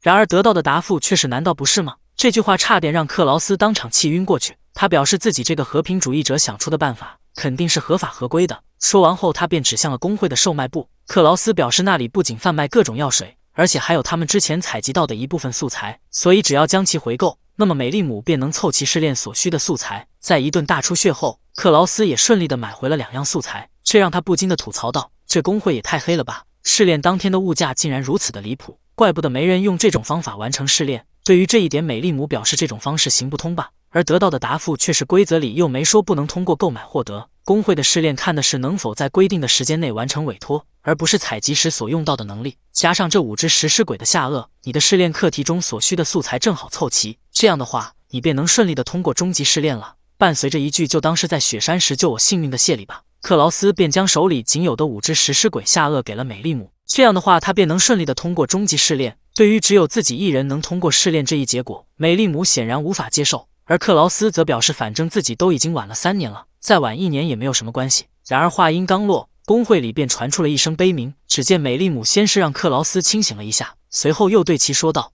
你这个蠢蛋，别搞错了，虽说我的确在雪山时救了你的性命，并且还用肌肤让你温暖了起来，但是你也已经给我想要的东西了。”这句话立即引起了女冒险者们的误会，而男冒险者们则在议论2人的身份。他们已经认出其中1人是独自冒险的美丽姆，因为太过危险的关系，所以一直没有人愿意跟他组队。听到这里，美丽姆也不禁地回忆起了往事，无论他跟谁组队，最终都会被辞退。他曾经的队友表示，美丽姆的直觉虽然非常厉害，但是他们也不能带着一个定时炸弹一块下副本。回忆到这里，美丽姆便不禁地说道：“我的直觉不仅没有任何的安全保证，而且也没有空闲时间来逐一说明。如果对我没有完全的信任，那么往往就会出现队友因此而受伤的情况。但是克劳斯，你与他们不一样，无论是在与蛊毒食尸鬼战斗的时候，还是被食尸鬼之王袭击的时候，你都一直信赖着我和我的技能，并且还因此将性命托付于我，你知道吗？这对于我来说是一件多么让我高兴的事情。所以这次……”然而还没等美丽姆把话说完，钢铁直男克劳斯便随即将其中断，并立即表示这是2回事，不管你怎么说，反正素材都要给你，因为我好不容易耍一次帅，如果你再还回来的话，那岂不是显得我非常逊吗？听到这里，2人便互相推脱了起来，这给工会里的众人看的是一愣一愣的，看他俩秀恩爱越秀越欢。一旁的提艾拉实在是看不下去了，于是他便向特利路吐槽道：“那2人不是已经申请组队了吗？那么他们入手的东西算是共同的成果吧？”对于这一点，特利路很是无奈。明明前不久他还特意为克劳斯恶补了一个晚上，看样他完全没有听进去。工会举办的终极试炼其中的一个目的，便是让冒险者们知道组队的重要性，希望克劳斯能通过这次的试炼，充分地认识到这一点。伴随着一句"让我来听听你的解释吧"，那针对特别羁绊的审讯也正式开始。对于会长的提问，盖因则表示自己不知道该解释什么。听到这里，会长便对其提醒道："这次的终极试炼，你难道没有什么想说的吗？比如说以工会总部的推荐信为由，打着协助试炼的幌子，做着各种妨碍考试的事情。"伴随着这句话的结束，特利路也随即拿出了一枚特殊的水晶，并随后询问盖因等人是否知道他手上拿的是什么东西。这个魔法道具名为录音结晶，其功能是记录下周围的人声，并将其存储下来。你的部下在地下城里说了很多有意思的事情，这枚水晶可是全都记录下来了。这种东西在法律意义上来说可是相当不错的证据。如果你还想用各种理由搪塞过去的话，那么还请自便。听到这里，盖因只能一边在心中咒骂美香办事不力，一边盘算着该如何销毁结晶。正当他要使用时间停止的能力时，工会会长突然对其说道："先跟你说一声，那个只不过是个复制品而已，而真品则早已作为证据发往了王都的大法庭，所以你也不用再动弯心思了，就在这里安静的等待审判结果吧。这样一来便算是将军了。"然而话音刚落，门外便传来了陌生的声音："这样的确相当于是将军了，但仅是相当于，可是无法取胜的，因为不到最后一刻谁也不知道结果如何。还有就是重要的东西最好是亲自护送，要不很有可能会像现在一样。"就在双方还在为此而剑拔弩张时，另外一头的克劳斯则已等得快生出了草来，这让他不禁地吐槽道："特利路明明说在下午2点的时候会过来为他们举行终极执照的授予以及基础的讲座，并且临走前还特意叮嘱众人千万不要迟到。但是眼下他们可是在工会的大厅里等待了3个小时，也没见到特利路过来为他们颁发执照。"想到这里，两人便随即抱怨了起来。要知道他们俩可是连中午饭都没有吃呢，因为他俩身上所有的钱财都已用来购买素材了。这让他们不禁地发出了哀嚎的声音。但是让克劳斯没想到的是，现场竟然还有另外一人跟他们处境相似，此时他也在抱怨自己快饿死了。在对其进行了一番观察后，克劳斯便发现眼前之人正是特别羁绊的新人。正当他想要回忆起对方的名字时，夏洛特竟好似感知到了一样，突然转过了头，并主动报上了名字。眼前的一幕让克劳斯感到了吃惊，他没想到夏洛特竟然能猜出自己的想法。正当他以为这只不过是巧合时，夏洛特却突然表示："原来你想知道我为什么会报上名字，那是因为你身上的气味告诉我的。不过话说回来，你身上所散发出的味道我还真是蛮喜欢的，就像是路边的杂草一样，即使遭到无数人的践踏，也能靠着自己的努力在这绝境中生长起来。果然跟我所想的一样，这个气味是强者的气息，其浓度可要比盖因那些人强上太多了。"想到这里，夏洛特便随即对克劳斯说道："你在拿到终极执照后，要不要考虑一下跟我一起组队？说到底，我之所以会待在盖因那里，那完全是因为我觉得在他的身边会更容易找到强者，而眼下显然已经不需要了，所以我希望你能好好考虑一下。至于我的实力，你可以完全放心，毕竟这次的试炼我可是以首席的成绩完成的。"然而还没等克劳斯做出回应，一旁的美丽姆则先坐不住了。只见他快速来到夏洛特的跟前，并开始询问对方到底想干什么，而得到的答复却是："你身上的味道也不错，快过来让我稀罕稀罕。"就在两人还在为此而嬉闹时，另外一头的克劳斯则不禁地吐槽了起来。他表示自己怎么可能会强迫盖因他们，要知道那群人所持有的技能可是传说级别的，而且盖因的时间操控甚至是神话级别的能力。与此同时，另外一边的盖因则已被放出了工会，对他的处罚是禁止特别羁绊在3个月内进行任何活动，并且向工会缴纳500金币的罚金。对于这一点，盖因的父亲卡修男爵表示，好在连恩在汇报中提到了这里的会长有不稳定的气息，为此他才特意做了防备，这才没让证据流落到检察官的手里。从结论上来说是你输了，所以你就老老实实的接受这一结果吧。还有就是在我们卡修财团的家训中有这么一条，如果不是完全的胜利，那么就跟完败无疑，所以希望你能通过这次的教训成长起来，这才不会辜负老夫对你的一番投资。总体上来说，我还是对你很看好呢。然而话音刚落，马车外便传来了一个熟悉的声音，原来是刚领完执照的克劳斯正打算回到家中。看到这里，卡修男爵便询问盖因，那个人是不是3年前曾在你们队伍里待过？在得到肯定的答复后，卡修男爵又询问盖因为什么要将克劳斯踢出队伍。他已从连恩的报告书中得知，克劳斯貌似是一位相当厉害的家伙，如果这次的战绩是真的话，那么他可是拥有着怪物一般的实力，往期能做到这点的除了英雄之外再无他人，真的好想将其收入麾下。想到这里，卡修男爵便随即对盖因说道：没想到你竟然会如此的没有识人之明。眼前的一幕让美丽姆始料未及，她没想到自己仅仅只是问了一句，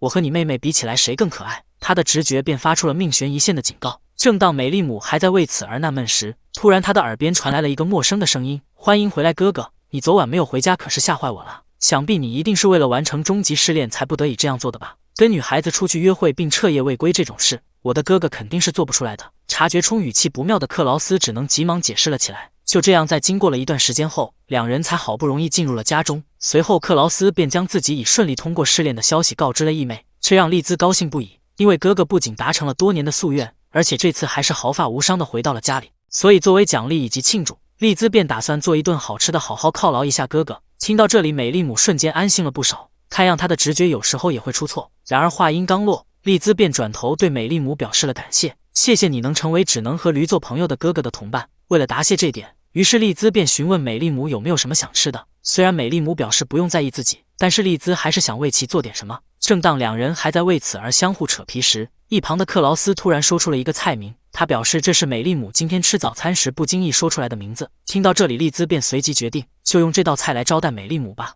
不过话虽如此，但是家中的食材显然有些不够，于是丽兹便让克劳斯出去购买素材。在确定哥哥彻底离开后，丽兹便打算跟美丽姆聊一些只有女人能聊的话题。听到这里，美丽姆只能急忙表示自己是男的，但是她的伪装显然没有骗过丽兹的眼睛。为了验证这点，于是丽兹便询问美丽姆想不想泡个澡之类的。听到这里，美丽姆想都没想，直接就答应了下来。然而让她没想到的是，这竟然是丽兹的套路。就这样，美丽姆的身份也暴露无遗。在一顿闲聊过后，丽兹便以为其搓澡为由，开始确认美丽姆的身材。但是眼前的一幕却让她备受打击，她没想到两人的海拔竟然存在着压倒性的差距。就这样，在缓了一段时间后，两人才开始了闲聊。期间，丽兹表露出了自己想要当冒险者的想法，因为哥哥口中的那个冒险者的世界总是那么的五彩斑斓，这让她不禁的想要看一看同样的景色。如果能因此和哥哥走到相同的道路上，那就再好不过了。听到这里，美丽姆也彻底放下了戒心，看样她的直觉这次指定是出问题了。这么单纯的女孩怎么可能有危险？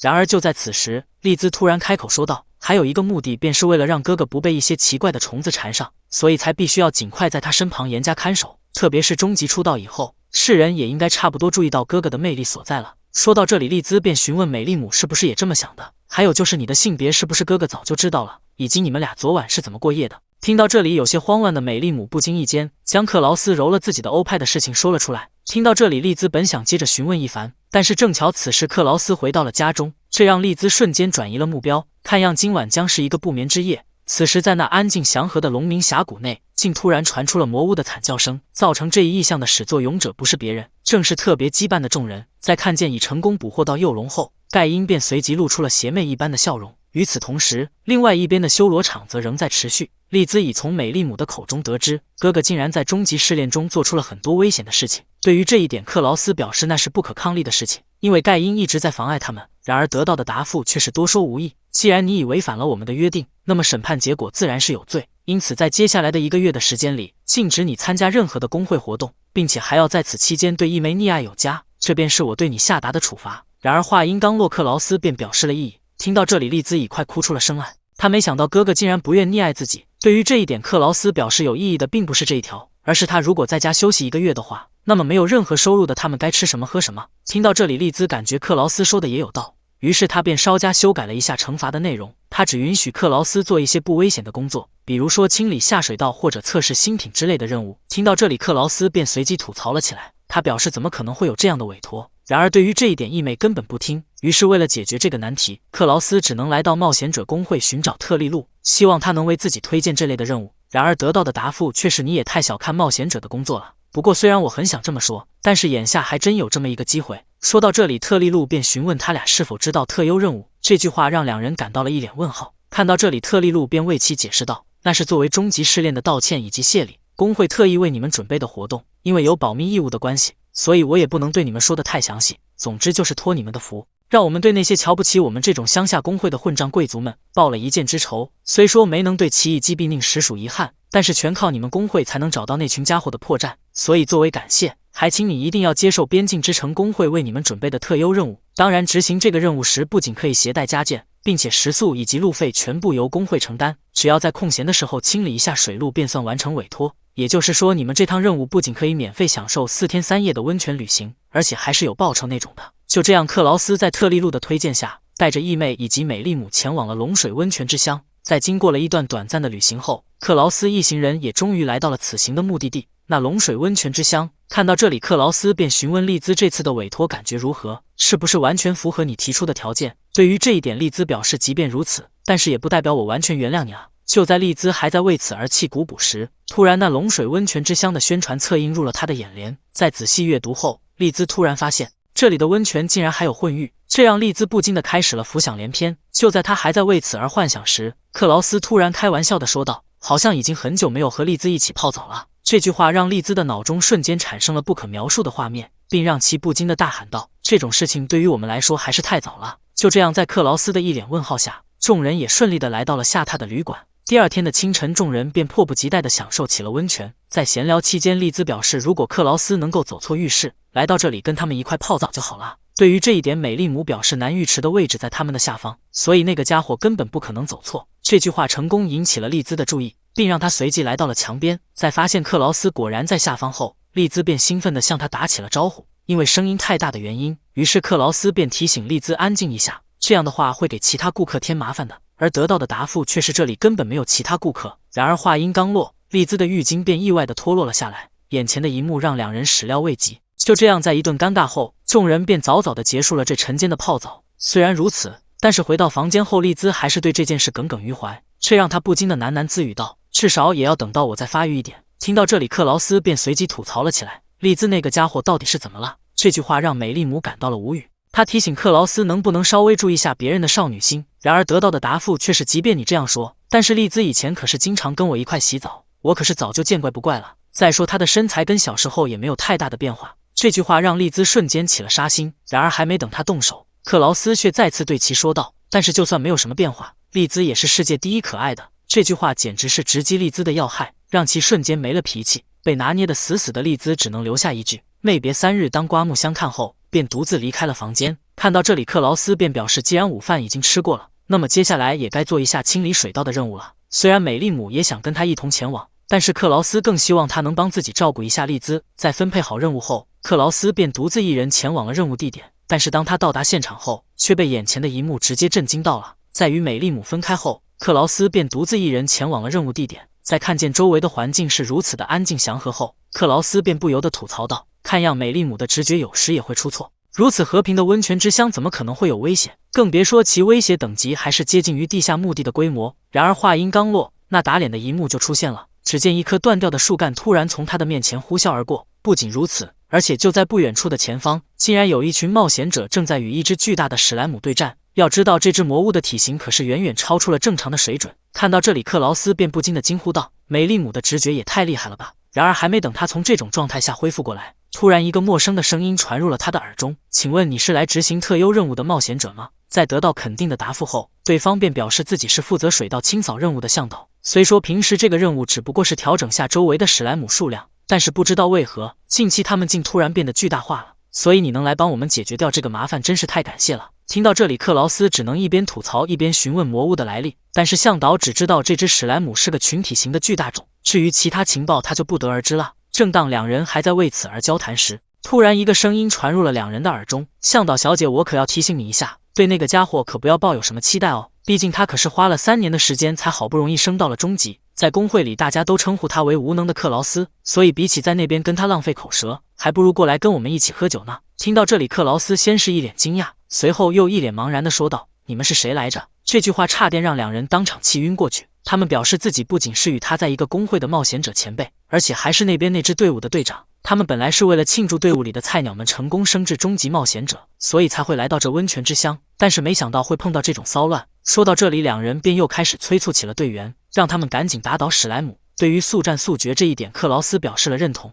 他也想尽快完成任务。伴随着这句话的结束，克劳斯也将全身的装备脱了下来。看到这里，众人便一脸不解地说道：“那个无能的克劳斯为什么会来到这里？”就在众人还在为此而议论纷纷时，克劳斯则已来到了史莱姆的跟前。看到这里，众人才猛然发现，克劳斯竟然没有携带任何武器。对于这点，克劳斯表示解决这种级别的上级魔物，使用双手便足够了。你肯定想象不到眼前这个男人有多嚣张，别人费了半天功夫也没有击败的上级魔物，他竟然想用赤手空拳将其解决。看到这里，巨型史莱姆便想给他上一课，然而面对这来势汹汹的攻击，克劳斯却丝毫不慌。只见他稍微往前一跳，便轻松躲过了这一凶猛的攻击。随后，克劳斯又抓住对方的攻击间隙，将他那左手伸进了史莱姆的触手里。在一顿翻找过后，克劳斯便从魔物的身体里拿出了某样东西。在发现确实是怪物的核心后，克劳斯便随即将其捏碎。伴随着核心的损坏，巨型史莱姆的触手也从身体里分离了出来。眼前的一幕让其他冒险者感到了震惊，他们根本不明白刚才发生了什么。看到这里，克劳斯只能为他们讲解道：所谓的巨大种只不过是一群小型史莱姆的集合体而已，所以只要摧毁连接部分的史莱姆核心，那么他们的身体便会自行分离出去。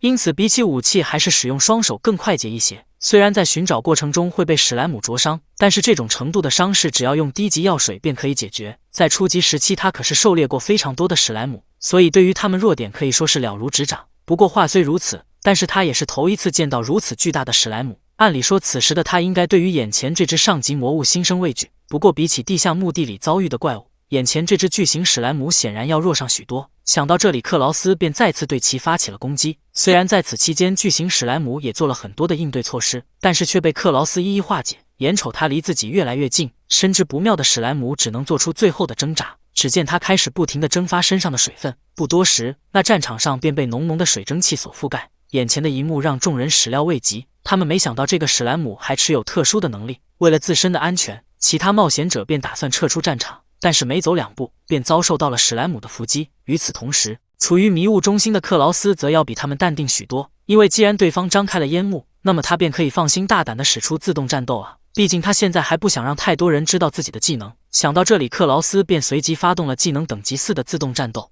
眼前的一幕让冒险者们始料未及，他们没想到巨型史莱姆不仅留有后手，而且还打算趁乱对他们发起偷袭。为了尽快脱身，于是其中一名冒险者便朝着史莱姆的方向发射出了一枚强力的火球。虽然他的魔法成功贯穿了史莱姆的身体，但是不到片刻的功夫，对方的伤口便恢复如初。看到这里，冒险者只能一脸无奈地说道：果然还是不行，这个怪物已经将我们完全包围了，也不知道那个留级的克劳斯有没有事，毕竟他的位置比我们还要靠前一些。然而话音刚落，战场上便发生了一件匪夷所思的事情。只见冒险者的周围突然落下了大批的物体，然而还没等他们搞明白到底发生了什么，那史莱姆的身体便纷纷炸裂了开来。这突如其来的一幕让两人感到了一脸蒙圈。正当他们还在为此而不知所措时，突然一个熟悉的身影映入了他们的眼帘。只见克劳斯竟用捡到的盾牌作为滑板，从容穿梭于魔物之中。如此夸张的一幕，立即让两名冒险者目瞪口呆了起来。与他们的表情形成对比的是克劳斯那边，此时他正利用手中的石子，不停地对史莱姆发起攻击。看到这里，冒险者们已无力吐槽，眼瞅自己的身体越来越小，毫无办法的史莱姆只能随即朝山下逃去。与此同时，另外一边的美丽姆也察觉出了异样，她的直觉突然发出了不好的预警。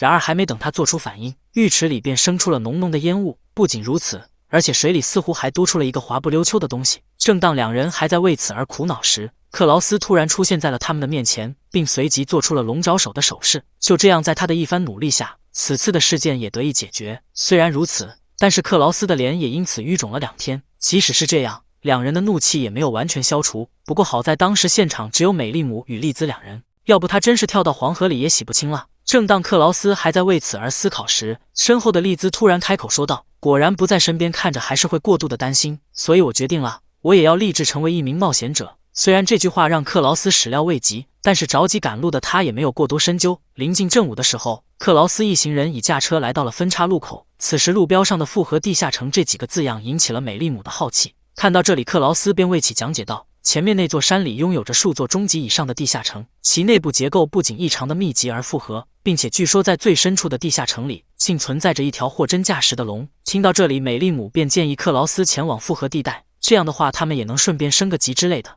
对于这一点，丽兹有不同的看法，因为他发现另外一条路不仅有住宿的小镇，而且还有极品美食。在听完丽兹的请求后，克劳斯想都没想，直接就同意了下来，这让美丽姆不禁地吐槽了起来。就这样，在一顿赶路之后，克劳斯一行人也来到了龙明山的登山道。然而让他们没想到的是，入口的大门不仅处于关闭的状态，而且还有一个熟人也在这里。眼前的一幕让众人始料未及，他们没想到龙明山的入口竟然会被关闭。不仅如此，而且大门上的旗帜好像还似曾相识。想到这里，克劳斯便询问城墙上的守卫，这里为什么禁止通行，而得到的答复却是这是上级的命令。至于其中的理由，他们也不得而知。如果有抱怨的话，那么就去跟卡修财团的公子说吧。这句话让克劳斯感到了惊讶，他没想到盖因竟然会来到这里。正当他还在为此而纳闷时，突然一个熟悉的声音传入了他的耳中。关于这一点，那是因为这一带的所有地下城都是卡修财团的所有物。听到这里，众人才惊讶地发现，马车上竟不知何时多出了一个人。与他们的表情形成对比的是夏洛特那边，此时他正一边抱着克劳斯的胳膊，一边吸着他的欧气。看到这里，美丽姆可不答应了，于是他便立即向夏洛特表示让他赶紧离开克劳斯，而得到的答复却是你身上的味道也不错呀，还不赶紧过来让我稀罕稀罕。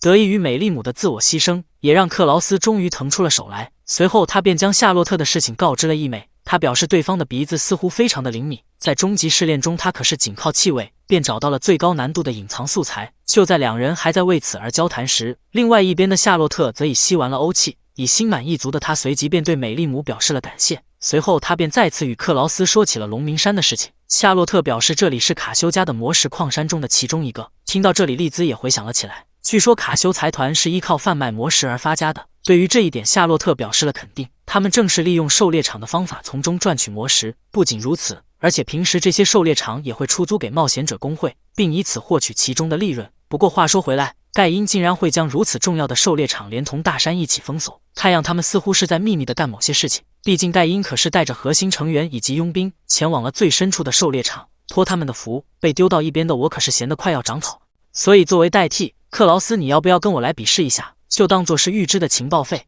我觉得这笔交易你可是相当划算，毕竟盖因可是在出发之前还咬牙切齿地喊着你的名字，难道你不想知道后面发生了什么吗？然而还没等克劳斯做出回应，梅利姆便先他一步答应了下来。随后他向克劳斯说道，情报就是生命，所以你可不要放水啊，一定要替我狠狠地揍他一顿。就这样，在达成交易的共识后，克劳斯与夏洛特便随即准备来一场模拟战。眼前的一幕让克劳斯始料未及，他没想到夏洛特竟会提出模拟战的请求。虽然如此，但是为了获得盖因的情报，克劳斯最终还是答应了下来。看到这里，有些担心的义妹随即便询问起了美丽姆，那个人很强吗？对于这一点，美丽姆表示自己也不知道。不过那个家伙可是取得了这次终极试炼的第1名，之前他就曾为了确认对方有没有作弊，特意向工会的人打听了一番，但是得到的回复却是从监视员提交的报告书上来看，他完全是以自己的实力取得的名次。特别羁绊的夏洛特在试炼中没有做出任何的不当行为，因为他战斗能力早已超出了初级的范围。不过话虽如此，但是克劳斯的情况也跟他相差无几，所以也不用太过担心。就在两人还在为此而讨论时，另外一边的夏洛特则已做好了准备。他向克劳斯表示，当他手里的球落地之时，那么便是他们比试开始的时候。伴随着球体的落地，克劳斯也惊讶地发现，夏洛特抛出的东西竟不是硬币。正当他还在思考那是什么东西时，这颗球体竟突然炸裂了开来，随后那浓浓的烟幕便瞬间覆盖了全场。与此同时，夏洛特也开始借助烟幕的优势，快速朝克劳斯攻去。虽然如此，但是他的身形也不是完全无法预测。克劳斯感觉只要搞明白对方的移动轨迹，那么他便能率先出手。然而就在此时，那匪夷所思的一幕出现了，只见夏洛特竟突然在他面前凭空消失，这让克劳斯不禁地纳闷了起来。正当他还在寻找对方的身影时，夏洛特却已悄悄地来到了他的身后，并随即对他发起了偷袭。不好在那千钧一发之际，克劳斯及时反应了过来。虽然夏洛特的攻击让克劳斯摸不着头脑，但是他也不打算坐以待毙。随后克劳斯便用沙土攻击还以颜色，然而这次也跟上次一样，夏洛特的身影不仅再次消失在了他的面前，而且还在同一时间出现在了他的死角。虽然这次的偷袭也依然没有成功，但是夏洛特却意外的开心，因为就连他也没有想到克劳斯竟然能连续2次躲过他的攻击。要知道，即使是盖因他们也没办法做到这点。想到这里，夏洛特便询问克劳斯是不是很擅长气息察觉。对于这一点，克劳斯表示了肯定，毕竟他之前可是一直在独自冒险，所以早已养成了时刻警戒周围环境的习惯。说到这里，克劳斯突然向夏洛特表示，我已经知道你是用什么方法消失的了。虽然眼前的一幕让克劳斯感到了吃惊，但是在经过了2个回合的交手后，克劳斯已经基本看穿了夏洛特的招式，这让他不禁地对其说道，你的能力应该是操纵空间吧？因为我刚才可是看见有什么东西切开了周围的空间，随后你便从那里面冲了出来。也就是说，你所持有的独特技能应该是类似于传送门之类的东西。关于这一点，夏洛特并没有给出明确的答复，他只是轻描淡写的说道，即便你能看穿这点，但是也不代表你能取得最终的胜利，因为你还得跟得上我的速度才行。伴随着这句话的结束，夏洛特也打算动点真格的了。只见他不断穿梭于空间裂缝之中，一时间战场上竟出现了多个他的残影。眼前的一幕让克劳斯始料未及，并让他一时间不知道该如何应对。与他的表情形成对比的是夏洛特那边，此时他正一脸游刃有余地说道，没想到比想象中的还要更加没有意思一些。难道说你只是气味比较强而已吗？还是说你在刻意隐藏自己的实力？不过不管怎样，这场比试看样是我赢了。对于这一点，克劳斯也有同感，他能明显感觉出双方的等级相差悬殊，面对如此迅猛的一击，他可以说是毫无办法。正当克劳斯以为自己要输掉比赛时，他的身体却在下意识间做出了还击的动作。只见他先是调整了身体的姿势，随后又用右手挡下了夏洛特的攻击，并且趁着对方还没有反应过来时，他的另外一只咸猪手却开始了偷袭。这突如其来的一幕让夏洛特始料未及。然而还没等他反应过来发生了什么，克劳斯的攻击便已再次袭来。只见他一边破坏夏洛特的平衡，一边将他往下方扯去。在克劳斯这一套行云流水的攻势下，最终竟是夏洛特败下了阵来。眼前的一幕让夏洛特惊讶不已，不只是他，就连场边的两人都吃了一惊。但是要说在场的所有人里谁最吃惊，那还得当属克劳斯本人。他完全不知道自己为什么会在下意识间做出那些动作。正当他还在为此而不解时，另外一边的丽兹则率先坐不住了，这让他不禁地询问起了一旁的美丽姆，刚才的那个是什么？对于这一点，美丽姆表示虽然自己也被惊到了，但是不会有错。克劳斯刚才所展现的那些动作，跟他与蛊毒食尸鬼战斗时一模一样。难道说克劳斯那个家伙会随着等级的提升而变得可以不依靠技能也能使出相同的招式吗？就在众人还在为此而猜测时，突然某人的表情引起了克劳斯的注意，却让他不由得产生了一股不好的感觉。虽然能成功逆转战局这一点让克劳斯感到了惊讶，但是眼前还有一个问题让他感到了不解，那就是被他推倒的夏洛特似乎有点不大正常。正当克劳斯还在为此而纳闷时，另外一边的夏洛特则用了一个鲤鱼打挺，再次进入了空间裂缝中。趁着克劳斯的意识还没有恢复时，夏洛特直接给他来了一招反向推倒，并随后对其说道：“这种事我还是头一次，但是如果是克劳斯的话，那么直接跟你进入正戏也是可以的哦。”虽然夏洛特原本说的是模拟战的事情，但是他的发言实在是太让人容易误会了。就这样，在丽兹与美丽姆的介入下，两人的模拟战才得以结束。在稍作休息后，夏洛特便兑现了他的承诺，将盖因他们此行的目的说了出来。他记得就在不久前，盖因曾询问过特别羁绊的核心成员，他们现在的等级是多少。在听完众人的汇报后，盖因便不禁地说了一句：“这样下去可不行，我们的等级不仅已经有很长一段时间没有提升了，而且就连技能也是在升到5级后便到头了。现在他们不管吸收多少上级魔物的核心，所获得的经验也少的几乎可以忽略不计。难道这就是他们特别羁绊的顶点吗？”对于这一点，众人表示那也是没有办法的事情，毕竟在网上的话就得消灭龙了，但是这种魔物已经100多年没有出现过了。然而话音刚落，盖因便表示也不是完全没有办法。那个笨女人给了我一个不错的提示，让我想到了一个超越极限的方法，而且还是无止境的提升。这句话让克劳斯感到了惊讶，他们没想到盖因他们仅仅干了3年的冒险者，就已经触碰到了墙壁。既然如此的话，那么他们此行的目的必然是为了解决这个难题，但是真的会那么顺利吗？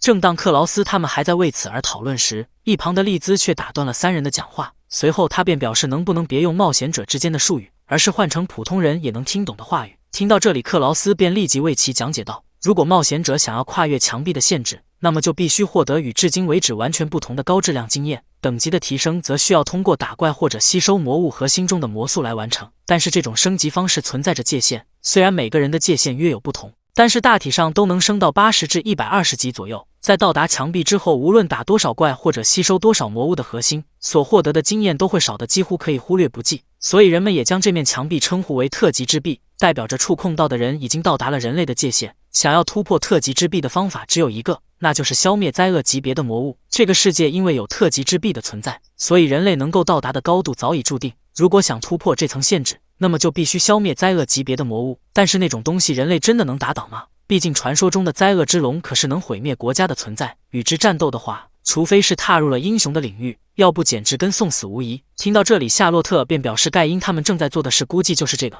但是有一个问题让他感到了不解，那就是这座山里并没有那么强的魔物，所以他们潜入到地下城的深处究竟是要干什么？对于这一点，克劳斯也是百思不得其解。与此同时，另外一边的盖因则在一脸得意地看着眼前的景象，他表示要想跨越特级之壁登上更高的境界，那么就需要一个特殊的祭品，但是那种特级魔物可不是随处可见的东西，所以与其到处寻找它们，还不如自己亲自做一个出来。之前美香那个蠢货就曾控制食尸鬼吞噬了大量的傀儡，从而让他们的等级进化到了上级的领域。在地下墓地里的食尸鬼之王也是通过相互蚕食，最终进化到了灾厄级别的魔物。也就是说，只要有足够的饲料，那么即使是特级魔物也是可以培养出来的。就像眼前这只幼龙一样，在进食了几千只傀儡后，它的体型已经比抓捕时大出了1倍。不仅如此，而且伴随着进食的持续，这只魔物的身体竟发生了异变。眼前的一幕虽然让两人感到了惊讶，但是他们知道爬虫类的怪物就是靠不断的脱皮，从而变得更加强大以及更加的凶恶。果不其然，在完成蜕皮之后，幼龙的身体不仅已发育到了成年的状态，而且还多出了一个头来。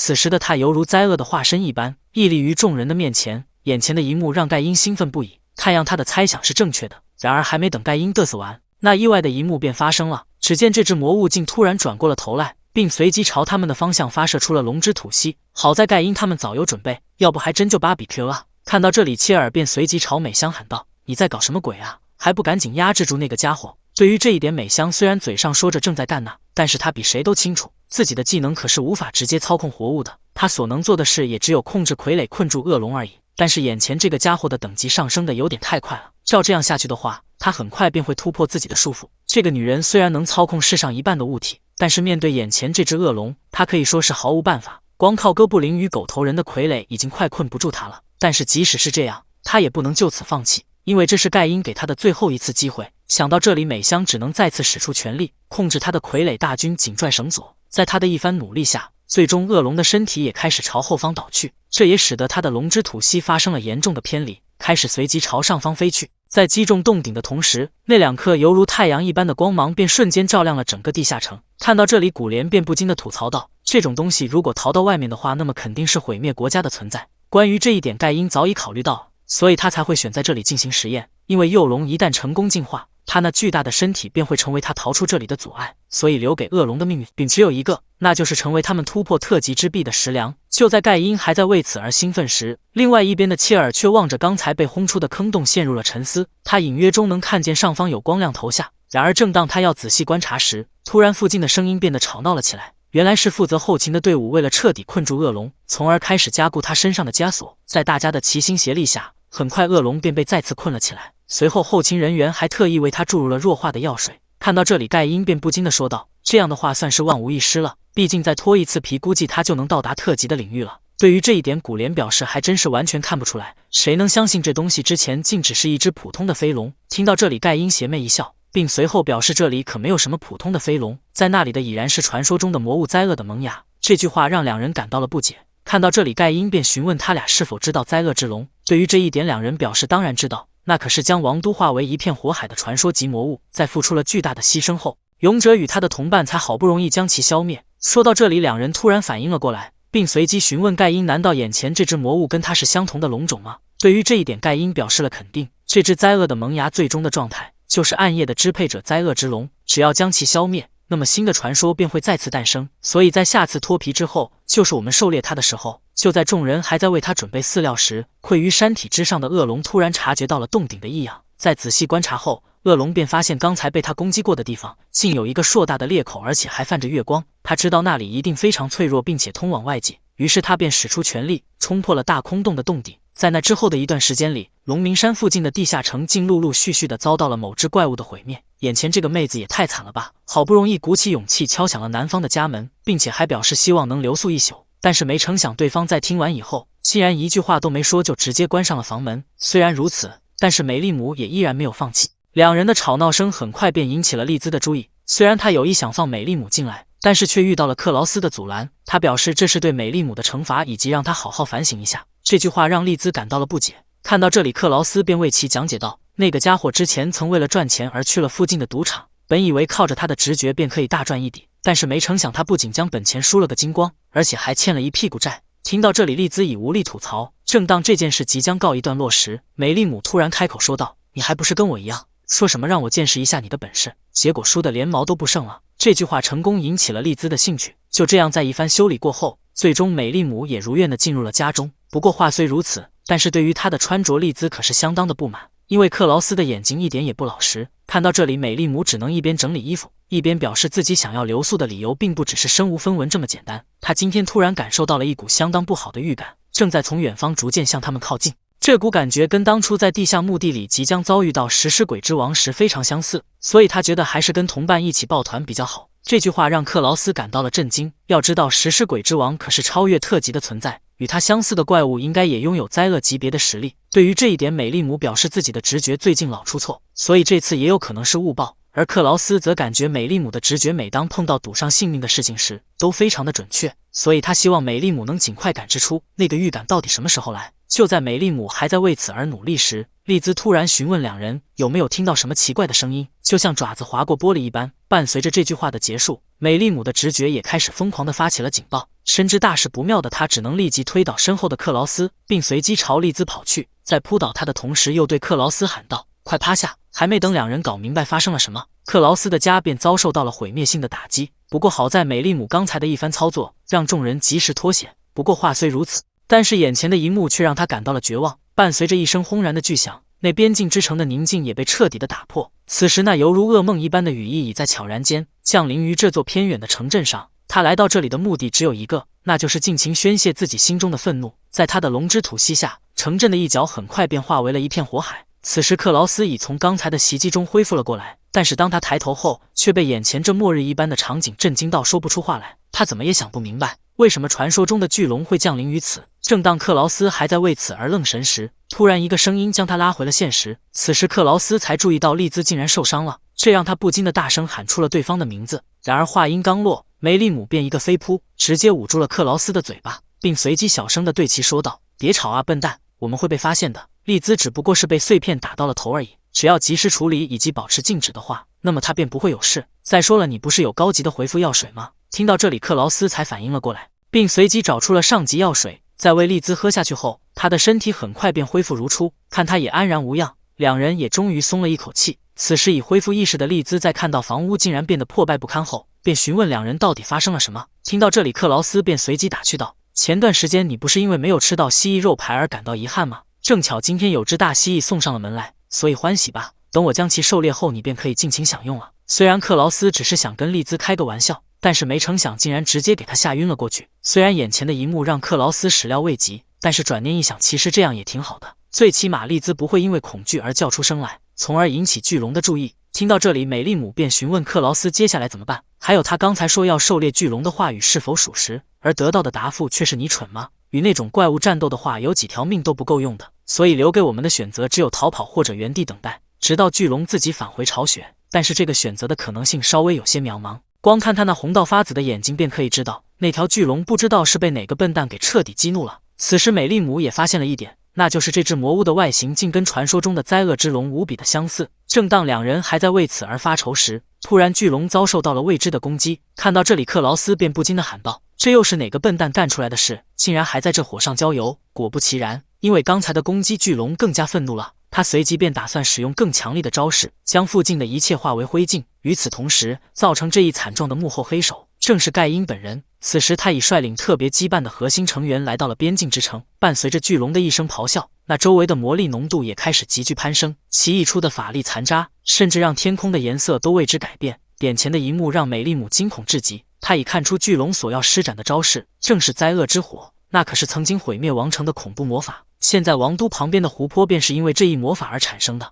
可以说这一招是灾厄之龙的最强招式，只需要一发便可以彻底改变周围的地形。听到这里，克劳斯便感觉如果真如美丽姆所说的一样，那么即使自己使出自动机能，应该也无法改变现状。正当两人还在为此而绝望时，突然有一件事让美丽姆感到了奇怪，那就是他那不好的预感竟然开始变弱了。与此同时，边境之城的上空也出现了大批的未知人员。在到达指定地点后，夏洛特便率先对巨龙发起了攻击，但是还没等他来到魔物的跟前，对方的魔法便已蓄力完成。看到这里，夏洛特只能赶紧挥舞手中的短刀，将周围的空间划出3道口子。然而还没等他的术式构建完成，巨龙的攻击便已袭来。不过好在千钧一发之际，夏洛特及时使出了空间操作，伴随着技能的成功施展，那灾乐之火也被他传送到了另外一个方向。看到这里，克劳斯便已猜出与巨龙战斗的人正是夏洛特，这让两人惊讶不已。与此同时，另外一边的夏洛特则发现眼前的传送门竟然开始发生异样。然而还没等他搞明白其中的原因，前方的传送门便因超载而发生了爆炸，其产生的冲击波直接将夏洛特击飞了出去。眼前的一幕让克劳斯感到了不妙，为了防止夏洛特直接摔向地面，于是他便用尽全力朝对方跑去，希望能在他落地之前将其抱住。在克劳斯的不懈努力下，最终他也成功到达了指定地点。然而让人尴尬的是，此时夏洛特正好恢复了意识，并随即使用空间魔法安全落地。但是当他环顾四周后，却发现自己好像错过了什么，于是他便重新利用传送门的技能，再次来了一个自由落体，并成功来到了克劳斯的怀里。看两人竟然在自己的面前公然耍宝，醋意大发的美丽姆随即便提醒他们注意场合。听到这里，夏洛特也注意到了身后的两人，在发现丽兹好像受伤了，他便随即询问克劳斯丽兹是不是被大飞龙伤到的。在得到肯定的答复后，他便立即为没能在那只魔物进入城镇前将其击落一事而向克劳斯道了歉，并随即表示那个东西之所以会四处破坏，大概是因为他们特别羁绊的原因。面对夏洛特的时空断裂，即使拥有特级实力的灾厄萌芽也毫无办法。但是伴随着能量的过载，最终夏洛特的传送门也因为无法承受这股力量而发生了爆炸，其产生的余波甚至冲击到了巨龙，这让他随即陷入了虚弱的状态。看到这里，盖因他们也纷纷加入到了战场，希望能借此良机一举将巨龙歼灭。首先发起攻击的是拥有原子破坏的古莲，不过还没等他来到魔物的跟前，便被其发现了踪影。虽然巨龙立即做出了迎击的准备，但是在盖因的时间停止面前，他的挣扎毫无意义。在解决完后顾之忧，古莲便随即使出了自己的原子破坏。在他的技能面前，即使是特级魔物的龙鳞也脆如薄纸。与此同时，天空上的切尔也开始施展自己的能力。只见他先是使出了技能等级4的湿度调整，随后又在其中加入了技能等级5的气压操作。在两种能力完全融合后，切尔便随即使出了复合技能极寒炼狱，将那巨龙的身体彻底冰冻了起来。在这一套组合攻击下，即使是灾厄的萌芽也毫无还手之力。看到这里，盖因便不禁地说道：“终于到了英雄该登场的时候了！我们特别羁绊乃是本世纪最强的队伍之一。”应市民的呼唤来到这里，盖因的一番发言让克劳斯随即想到了一句话，那就是从未见过如此厚颜无耻之人。与此同时，盖因他们为了进一步强化自己的能力，于是全员喝下了价值50金币的上级强化药水。在感受到力量增强的同时，盖因他们也开始对巨龙发起了新一轮的攻势。他们打算让这只特级魔物好好见识一下独特技能的持有者是如何战斗的。面对盖因的挑衅，巨龙只能回以怒吼，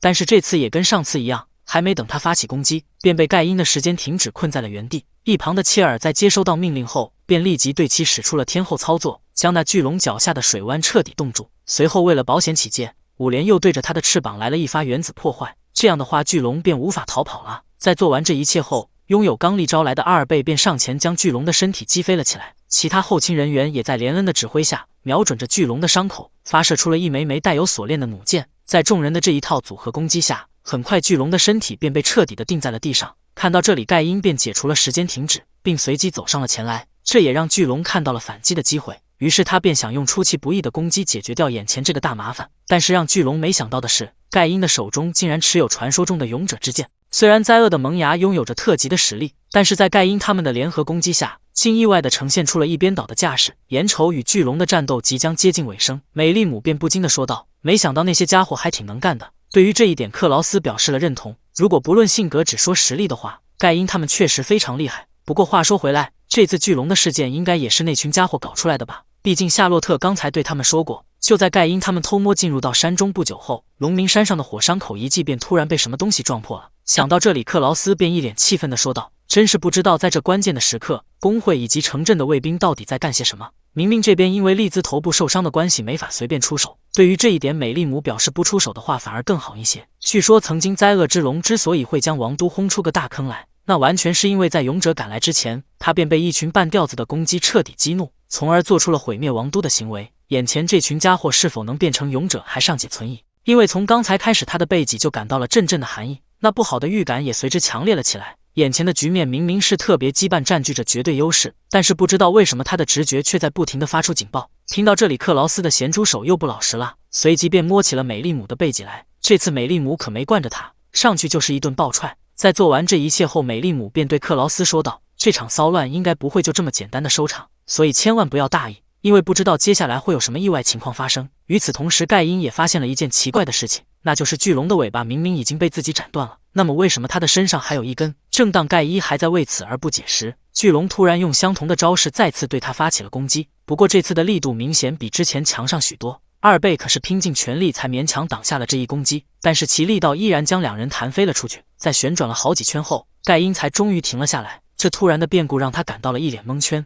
但是当他抬头以后，却被眼前的一幕直接震惊到说不出话来。只见此时灾厄的萌芽已完成了最后的蜕皮，成功进化到了终极的形态——灾厄之龙。眼前的一幕让两人感到了震惊，他们没想到巨龙竟然还能脱皮，不仅如此，而且他的身上还多出了一个头来。看到这里，克劳斯便不禁地说道：“盖因那个家伙到底在搞些什么呢？”与此同时，另外一边的盖因也没有想到事情竟然会发展成这样。正当他还在为此而不知所措时，一旁的古莲则率先坐不住了。他不停地询问盖因接下来该如何应对。要知道，那只巨龙在脱皮之后，他那全身的伤势不仅已恢复如初，而且其实力也要比之前强上许多。也就是说，他们之前的攻击完全白费了。难道这一切都在你的计算之内吗？然而，无论古莲如何质问，盖因也依然没有回应，因为此时他正在回想当时美香的警告。在看见巨龙已吞噬了大量的饵料后，美香便提醒盖因慎重一些，因为那只怪物很有可能已经超量进食了。它之所以到现在还没有升级，那完全是因为怪物的进化存在着时间滞后，所以如果继续让它进食的话，那么这只怪物很有可能会成长到超出他们所能控制的范围。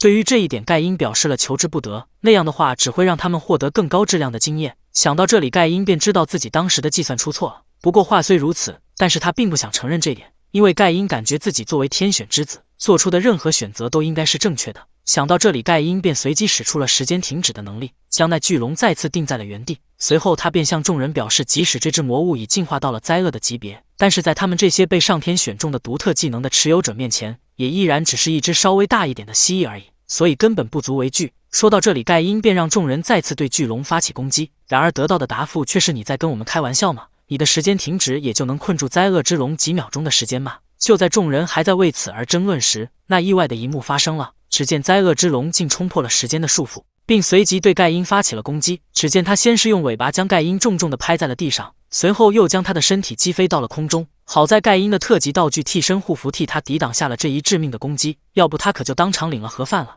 不过话虽如此，但是灾厄之龙的攻击显然没有结束。只见他对着下方的盖因便来了一发龙之吐息，其恐怖的威力不仅使得大地为之颤动，而且还让盖因身上的4种替身道具一瞬间化为了乌有。眼前的一幕让众人震惊不已，然而还没等他们反应过来发生了什么，那更大范围的龙之吐息便已袭来，其产生的余波甚至让在场的其他成员也受到了波及。伴随着硝烟的散去，特别羁绊的众人也已全部倒在了恶龙的面前。伴随着那犹如炼狱一般的火焰降临于大地之上，战场上的形势也发生了惊天的逆转。虽然盖因他们拥有着上级的实力，但是在灾厄的化身面前，他们就如同蝼蚁一般，根本毫无还手之力。眼前的一幕让梅利姆震惊不已，他没想到巨龙仅用一击便击溃了上级的队伍。正当梅利姆还在为此而感到绝望时，突然一个熟悉的身影出现在了两人的面前。虽然此时夏洛特已身负重伤，但是他还是向克劳斯表示了抱歉。那只怪物已进化到了难以想象的地步，以他们的实力根本无法将其消灭，所以他希望克劳斯能趁着巨龙还未对城市降下那灾厄的业火前，赶紧逃出城镇。对于这一点，克劳斯则表示还未到绝望的时候，因为他们的手中还有一张王牌可以打出。不过话虽如此，但是想用出这张牌也不是那么容易的事情。听到这里，美利姆便已猜出克劳斯口中的王牌正是他的技能自动战斗。对于这一点，美利姆表示了担心，因为他感觉克劳斯的技能无论多么的厉害，都绝不可能战胜那个绝望的集合体，所以他坚决反对克劳斯以身犯险。而得到的答复却是，就算逃跑也不能保证我们能完全脱险，毕竟你的直觉已经预感到了城镇以及人们的毁灭。再说了，这座边境之城可是利兹最喜欢的地方，如果当他醒来以后，发现自己的家和街道都化为了一片焦土，那么他肯定会非常伤心的。所以别说是灾厄之龙了，哪怕是魔王来了，我也照做不误。虽然克劳斯的一番话语让美利姆感动不已，但是他很快便发现了一件尴尬的事情，那就是克劳斯的腿抖得也太厉害了吧，这让他随即吐槽了起来。对于这一点，克劳斯则表示这也是没有办法的事情，毕竟对方可是拥有毁灭国家的实力，我会害怕也是理所应当的事情。所以在与他战斗之前，有一件事我无论如何都想确认一下，那就是当我决定要与巨龙战斗后，你那不好的预感有没有稍微减弱一些？对于这一点，美利姆表示自己的直觉哪有那么便利。不过话虽如此，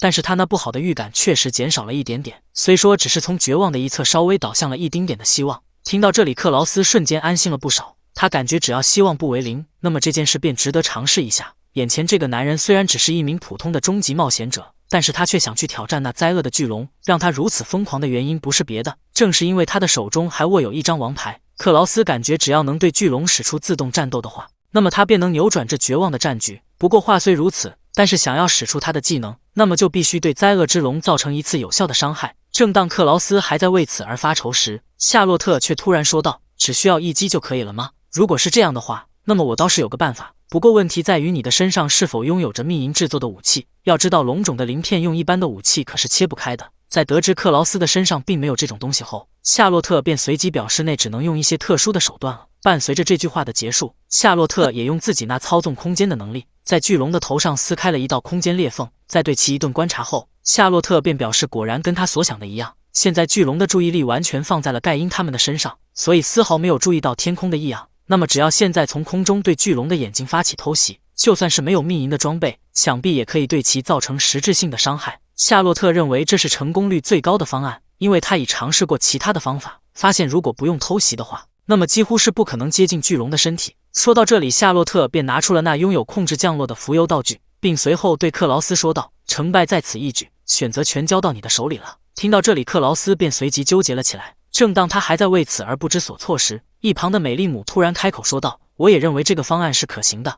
因为自从这个话题出来以后，他那不好的预感明显减少了许多，所以从空中发起偷袭的话，胜算应该是目前来说成功率最高的。关于这一点，他可以用自己的直觉做保证。”在听完美丽姆的一番话语后，克劳斯瞬间没有了迷茫，此时他的心中只有勇气与决心，其散发出来的味道让夏洛特不由得感觉勇者已降临于这座边境之城上了。在做了万全的准备后，克劳斯便留下了一句利兹就拜托你们了，随后便毅然决然地冲进了空间裂缝中，朝着巨龙的眼睛便发起了那舍命的一击。在制定好屠龙的计划后，克劳斯便毅然决然地进入了空间裂缝中。但是当他来到战场的上空后，克劳斯便发现了一个问题，那就是巨龙的脑袋比他们想象中的还要更加不老实一些，这样的话他可无法做到准确命中对方的眼睛。不过好在这个问题他们早已想出了对策，只见美丽姆对着巨龙的方向便开始吟唱起了光系的魔法。与此同时，另外一边的夏洛特也开始施展空间的技能。待美丽姆的魔法蓄力完成后，他便将那颗耀眼的光球传送到了巨龙的跟前。面对眼前这突如其来的一幕，灾厄之龙感到了一脸蒙圈。正当他们还在为此而纳闷时，另外一边的克劳斯则已悄悄地来到了巨龙的跟前，并且趁着对方还没有反应过来时，将那手中的短剑刺进了巨龙的眼中。看目的已经达成，于是克劳斯便立即与巨龙拉开了距离，并随即施展起了自动机能。他本以为此时操作面板上已出现了巨龙的名字，但是让克劳斯没想到的是，技能面板上竟然出现了乱码。正当克劳斯还在为此而不知所措时，那操作面板上的文字竟又恢复了正常。看到这里，克劳斯那是又喜又惊，随即他便要按下确定的按钮。然而就在此时，那意外的一幕发生了。只见灾厄之龙的3个头颅竟同时对克劳斯发起了攻击，其产生的威压使得克劳斯的身体不由得呆在了原地。即使巨龙的攻击已近在咫尺，克劳斯也依然没有要躲闪的意思。这样美丽姆与夏洛特着急万分，眼瞅克劳斯就要被巨龙一口吞下。突然战场的上方出现了一双皮鞋，只见夏洛特竟使用臀部攻击，强制改变了克劳斯的身体方向。虽然夏洛特的本意是想让克劳斯清醒一点，但是这一招显然有点用力过猛。不过眼下他也考虑不了这么多了。在费了一番功夫后，美丽姆也成功将夏洛特拽了回来。此时两人非常想知道克劳斯那边是否已脱离了险境，但是当他俩把目光转向战场后，却发现克劳斯竟然倒在了地上，不仅已经失去了意识，而且似乎还受了伤。正当两人还在为此而不知所措时，那巨龙竟然再次朝克劳斯发起攻击。虽然此时夏洛特很想赶到克劳斯的身边，但是因为他的技能还在冷却中，所以他俩也只能无力地看着事态的发展。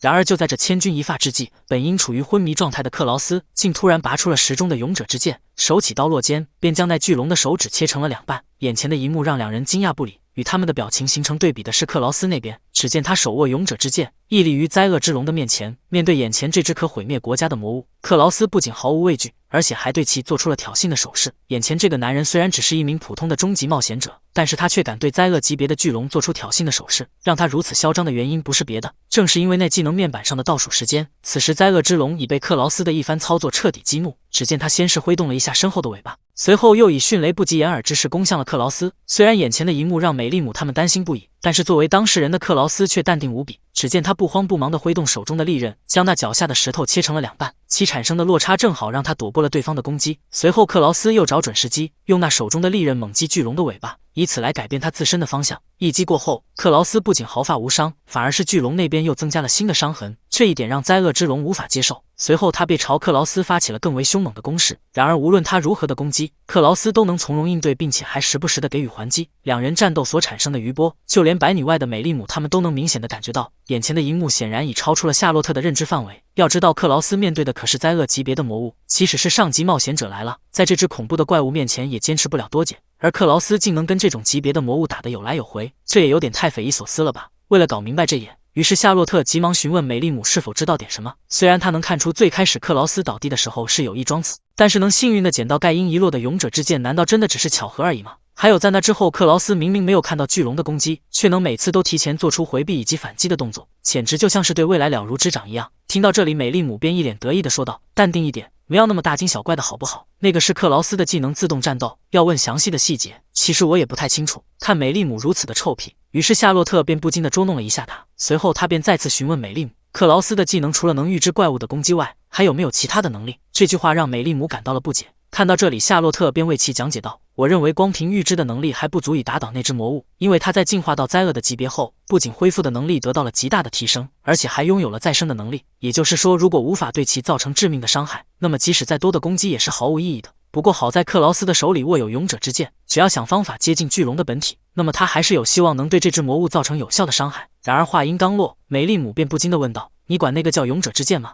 我怎么觉得它的外形有点像随处可以捡到的普通木棍呢？你肯定想象不到眼前这个男人有多嚣张。面对那颗毁灭国家的巨龙，他手里的武器竟然只有一根随处可见的普通木棒。让他如此膨胀的原因不是别的，正是因为他已在巨龙的脚下布置好了陷阱。只见灾厄之龙在踏入到指定的地点后，那周围的大地竟突然开始了崩塌。眼前的一幕让巨龙始料未及，仓皇间他也无法做出躲闪的动作，只能任由自己的身体朝下方倒去。然而让人尴尬的是，他所落下的地点正好是勇者之剑所在的位置，这也让他不禁地发出了一声惨叫。太阳克劳斯的千年杀非常奏效，这不100米外的两人都能听见巨龙那震耳欲聋的声音。看到这里，美丽姆便随即对夏洛特说道：“虽然我也不知道克劳斯的技能除了预知以外还有什么能力，不过有一点我可以确定，那就是他的自动战斗拥有着绝对的效果。一旦成功使出，那么胜利的女神便会对他倾注所有的眷文。至少过去与他死斗过的魔物，全都没有逃过被其消灭的命运。”就在两人还在为此而讨论时，那战场上的巨龙竟发生了异变。只见他的所有眼睛不仅泛起了鲜红的颜色，而且他那自身的魔力也开始了疯狂的增长。不过话虽如此，但是克劳斯显然还是没有将他放在眼里。看到这里，巨龙的愤怒已升至了顶点，其咆哮出来的声音甚至让远处的两人都受到了波及。与巨龙战斗过的夏洛特能明显感觉出，此时战场上的氛围已发生了改变。之前灾厄之龙以为克劳斯登奈因他们一样，只不过是一只狂妄的小虫子而已，所以他的攻击中才会带有一些玩梦的意思。而现在那只魔物所散发出来的气场与之前的完全不同，拜他所赐，此时那周围的空气中充满了紧张的气氛，这应该是愤怒的龙种在认真时所放出的杀意。说到这里，夏洛特突然对一件事感到了不解，那就是克劳斯为什么能在如此近距离的情况下感受完巨龙的杀意后，还能露出那一脸平静的表情。要知道此时他手里的武器可是只有一根普通的木棒啊。不过话虽如此，但是作为当事人的克劳斯显然没有在意自己手里的武器，他还是依然对巨龙做出了挑衅的手势。看到这里，巨龙再也忍不住了，随即他便对克劳斯发起了新的一轮攻势。这次他打算动用全身的能力，将眼前这只蝼蚁彻底碾死。面对灾厄之龙内充满杀意的嘶吼，克劳斯只是悠闲地抠了抠耳屎，随后便表现出了一副放马过来的架势，这让巨龙愤怒不已。随即他便朝克劳斯发起了全面的攻势，只见他随手一挥，那散落在大地上的巨石便纷纷朝克劳斯飞去。虽然眼前的一幕让美丽姆他们担心不已，但是作为当事人的克劳斯却淡定无比。只见他不慌不忙地跳向了下方，并随即用木棒支撑起了自己的身体。然而就是这么一个看似不起眼的动作，却让他躲过了巨石的所有攻击。不过还没等克劳斯站稳脚跟，那灾厄之龙的攻击便已再次袭来。虽然眼前的一幕惊险无比，但是好在克劳斯最终还是躲闪了出去。然而巨龙的攻势显然没有结束，只见他趁着克劳斯下落时无法躲闪之际，再次对他发起了攻击。眼瞅巨龙的尾巴已近在咫尺，克劳斯竟突然使用手中的木棒做了一个360度的大旋转。在他的这一番骚骚作下，克劳斯不仅躲过了巨龙的所有攻击，而且就连他那根普通的木棒也跟着他一块安然无恙。在做完这一切后，克劳斯又再次摆出了那一脸无敌的姿势。看到这里，美丽姆与夏洛特那颗悬着的心也终于是放了下来。这也让美丽姆不禁的吐槽道：“那个家伙的战斗还是少看为妙，因为看多我真怕自己的心脏受不了。”不过话虽如此，但是这就是克劳斯开启自动战斗后的模样。虽然那不好的预感还没有消失，但是却跟平时所感受到的一样，正在不断往胜利的方向发展。然而就在美丽姆还在为此而高兴时，一旁的夏洛特却突然对克劳斯大声喊道：“千万不能去那边啊！”因为他已看出巨龙刚才的所有攻击全都是为了将克劳斯诱导到死胡同里。然而夏洛特的提示还是晚了一步，此时克劳斯已被巨龙逼到了墙角里。看到这里，夏洛特虽然立即开始施展空间操作，但是他知道时间上已经来不及了。而另外一边的克劳斯在活动范围受限的情况下，面对巨龙的龙之吐息，就算他拥有再厉害的运动神经以及预知的能力都毫无意义。看样这场战斗到此为止吧。这句话让美丽姆感到了绝望。与此同时，另外一边的克劳斯在面对接下来那避无可避的一击，不仅没有逃跑，反而是又开始了他的骚操作。只见克劳斯反手便将身后的岩石彻底击碎。在看见盖因之后，他便立即躲到了对方的身后，并随即给了巨龙一个准备好了的手势。面对眼前的一幕，盖因感到了绝望，他怎么也想不明白，自己明明藏得好好的，怎么就能被克劳斯给发现了？不仅如此，而且他还带来了一个大麻烦，眼瞅妹巨龙的龙之吐息即将蓄力完成，吓得盖因那是立即就施展出了时间停止的能力，在耗尽了几乎所有的魔力后，盖因终于在巨龙的吐息到达临界顶前，成功将他的时间停了下来。眼前的一幕让梅丽姆与夏洛特感到了吃惊，他们没想到盖因竟然会藏在那，并且他还用时间停止的能力暂缓了巨龙的攻击。不过话虽如此，但是战场上的形势也依然不容乐观，因为盖因的能力最多只能困住巨龙几秒钟的时间。就在众人还在为此而不知所措时，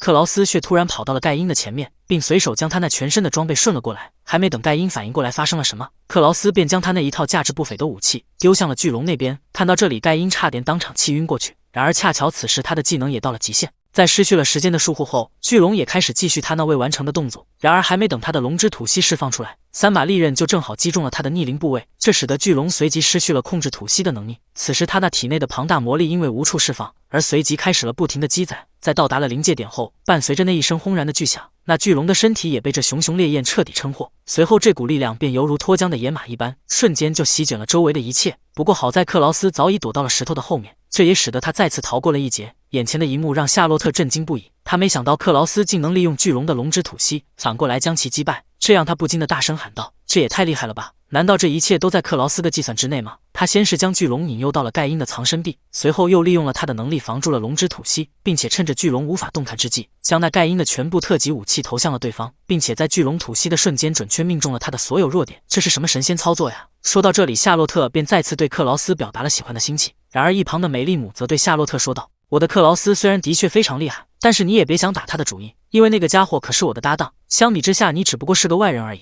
所以还请你务必注意，以后请不要随随便便的就去抱我的克劳斯。”然而得到的答复却是，不抱克劳斯的话，用你来代替也是可以的。就在两人还在为此而互相嬉闹时，另外一边的克劳斯则将注意力放在了巨龙的尸体上。在对其一顿观察后，克劳斯竟又再次进入了战斗的姿势。看着眼前那一套精美无比的餐具，丽兹不免地露出了一脸想要的表情。看到这里，克劳斯便随即说道：“等我攒够钱了，一定会帮你买一套回来。”然而这温馨的时光并没有持续多久，便被那一声愤怒的嘶吼所打断。为了搞明白刚才的声音是什么发出来的，以及寻找自己的哥哥，于是丽兹便离开了城墙的下方。在经过了一番寻找后，突然远处一个熟悉的身影映入了他的眼帘，这也让丽兹不禁的大声喊道：“哥哥为什么会跑到那里？”他那洪亮的声音很快便引起了美丽姆与夏洛特的注意。对于他的疑问，美丽姆随即表示：“那当然是因为他想保护住你最爱的这座城市啊。”不过话说回来，克劳斯这次还真是干了一件非常了不得的事情。对于这一点，夏洛特虽然表示了认同，但是他也同时表示这场战斗似乎还没有结束，所以也不能高兴得太早了。这一点美丽姆当然知道，他那不好的预感本来已消失的差不多了，但是自从巨龙慢呻吟的声音响起之后，他那不好的直觉又突然强烈了起来。然而话音刚落，那灾厄之龙的身体便发生了异变，只见他竟在吞噬了自己的断肢后，再次完成了脱皮。眼前的一幕让众人始料未及。要知道，魔物在脱皮后不仅能将他那全身的伤势恢复如初，而且其实力也会增长许多。这不，此时巨龙的头颅已增长到了5个。不过话虽如此，但是要说它完全恢复也不太准确，因为魔物要想脱皮，就需要浸湿大量的饵料，而此时战场上显然没有那些东西。可是即便如此，巨龙还是强行脱皮了2次，所以那个家伙说不定已经处于弱化的状态。对于这一点，美丽姆则表示，就算巨龙稍微变弱了一点，又能如何？关键在于他的伤口已经全部恢复如初，而反观克劳斯那边则已没有能伤到巨龙的武器了。就在两人还在为此而发愁时，克劳斯却突然对他们做出了一个手势，最立即引起了众人的注意。对于他的异常举动，美丽姆感到了不解，而夏洛特则感觉克劳斯好像是在对他们发出某种暗号，因为他正在不停地变换着手势，未搞清楚他想要表达的意思。于是两人便随机研究了起来。然而直到克劳斯做完所有手势为止，美丽姆与夏洛特也没有猜出其中的意思。正当两人还在为此而一脸问号时，那一旁的丽兹却突然开口说道：“把那个拿过来吗？难道说哥哥你想要那些东西吗？既然如此的话，那么稍等下。”在一顿翻找后，丽兹突然拿出了一个神秘的包裹。在看见丽兹手中的神秘包裹后，克劳斯便随即做出了一个确定的手势，这让美丽姆与夏洛特惊讶无比。他们非常想知道丽兹是怎么看懂克劳斯的暗语的，难道义妹有什么特殊的技能吗？而得到的答复却是并没有。不过硬要说的话，应该是爱吧。这句话让两人的内心瞬间受到了成吨的伤害。与他们的表情形成对比的是丽兹那边，此时她正在为如何将手中的包裹送到克劳斯的手里而发愁。看到这里，夏洛特则立即表示由我来。虽说他的身体已到达了极限，但是要比爱的力量的话，他可不会输给任何人的。听到这里，美丽姆便不禁的吐槽道：“胜负什么的，还是等解决完巨龙后再说吧。我的直觉已发出了警告，巨龙差不多要有所行动了。”然而话音刚落，那巨龙的咆哮声便传入了众人的耳中。虽然战场上的形势已万分紧急，但是丽兹却对包裹中的东西能否对巨龙造成伤害这一点表示了怀疑，因为这些东西仅仅只是价格稍微高一点的料理套装而已啊。不过宣传上的确说过可以制作龙类的料。看到这里，两人已经呆了下巴。他们没想到克劳斯竟想用这种东西跟灾厄之龙战斗，要知道那可是能毁灭国家的魔物啊。不过话虽如此，但眼下他们也只能将这套秘银餐具交到克劳斯的手里了。看着战场上那一触即发的战斗，众人的心中不免地产生了不安的情绪。他们感觉灾厄之龙之所以会将头增长到5个，那完全是为了向克劳斯展现出绝不后退的决心。为此，他不惜舍弃了翅膀以及双脚，将自己的全部投入到了攻击的能力上。他所追求的仅仅只是杀死克劳斯这一件事而已。面对这样一个抱着必死决心的魔物，克劳斯的手中竟然只有几把镀着秘银的厨具，怎么看也不像太靠谱的样子。看到这里，夏洛特便感觉克劳斯这次肯定打不过巨龙。对于这一点，美丽姆表示了认同，因为这套厨具里连个刀刃都没有。说到这里，两人突然意识到了一点，那就是这套厨具里为什么没有菜刀，而得到的答复却是姑且算是有吧。购买厨具的时候，商家特意赠送了他一把，虽说也是秘银制作了，但尺寸上稍微有点泥泞。看到这里，夏洛特便感觉已经完蛋了。就凭克劳斯手上的那些玩具，想要伤到巨龙的身体，简直是天方夜谭。不过话虽如此，但是既然事情已经到了这个地步，那么他们所能做的也只有一件事了，那就是相信克劳斯可以引发奇迹。你别看眼前这个男人的手中只有一把超迷你的菜刀，但是他却敢用其狩猎巨龙，如此荒唐的行为让他的同伴都不禁地吐槽了起来。不过既然木已成舟，那么他们只能选择相信克劳斯了。毕竟现在的巨龙的确变弱了许多，而且美丽姆的直觉也发出了终结的警告，太阳双方的战斗应该在弹指间便会结束，这噩梦一般的夜晚也即将迎来终章。不过话虽如此，但是克劳斯想要使用手中的菜刀伤到巨龙，那么他就必须想办法靠近对方的身体。正当众人还在为此而发愁时，那战场上的克劳斯竟又做出了一个手势，他那异常的动作很快便引起了巨龙的注意。不仅是他，就连山坡上的美丽姆他们也被这奇怪的举动所吸引。在望向了克劳斯所指的方向后，一个熟悉的身影便映入了众人的眼。此时盖因正想使用自己的能力将克劳斯困于时间之中，这样的话他便可以让克劳斯也感受一下被烧的滋味了。然而让盖因没想到的是，他的一举一动竟都在克劳斯的计算范围内，还没等他使出时间停止的能力，巨龙便先他一步使出了龙之吐息，伴随着轰鸣声的响起，那盖因的身形也再次消失在了光芒之中。看到这里，夏洛特便不禁地吐槽了起来。不过虽说盖因刚才的举动的确非常愚蠢，但是巨龙的应对方式却让他感到了吃惊。这次那只魔物明显是降低了吐息的威力，从而加快了射出的时间，为了就是不让克劳斯钻空子。果然那个家伙拥有着很高的智慧。然而话音刚落，丽兹便突然开口说道：“哥哥人呐！”此时美丽姆与夏洛特才注意到，战场上的克劳斯竟然不知道跑哪去了。正当两人还在为此而一脸问号时，那巨龙的身上竟突然出现了一个人影。眼前的一幕让众人始料未及，就连灾厄之龙也没有想到克劳斯竟然会出现在这里。不过话虽如此，但是对于他手中的武器，灾厄之龙显然不怕，随即他便开始朝克劳斯发起了突袭。面对巨龙那来势汹汹的攻击，克劳斯丝毫不慌，只见他朝着巨龙的方向甩出了手中的铲子。按理说这种东西根本无法伤到巨龙分毫，但是因为先前的经历，灾厄之龙还是下意识地做出了躲闪的动作，其闪避的位置又恰巧是另外一个头颅攻击的方向。就这样，伴随着一声惨叫，那战场上竟出现了戏剧性的一幕。伴随着巨龙的一声惨叫，那战场上竟出现了戏剧性的一幕。虽然克劳斯已化解了巨龙的2次攻击，但是对方显然没有打算给他喘息的机会。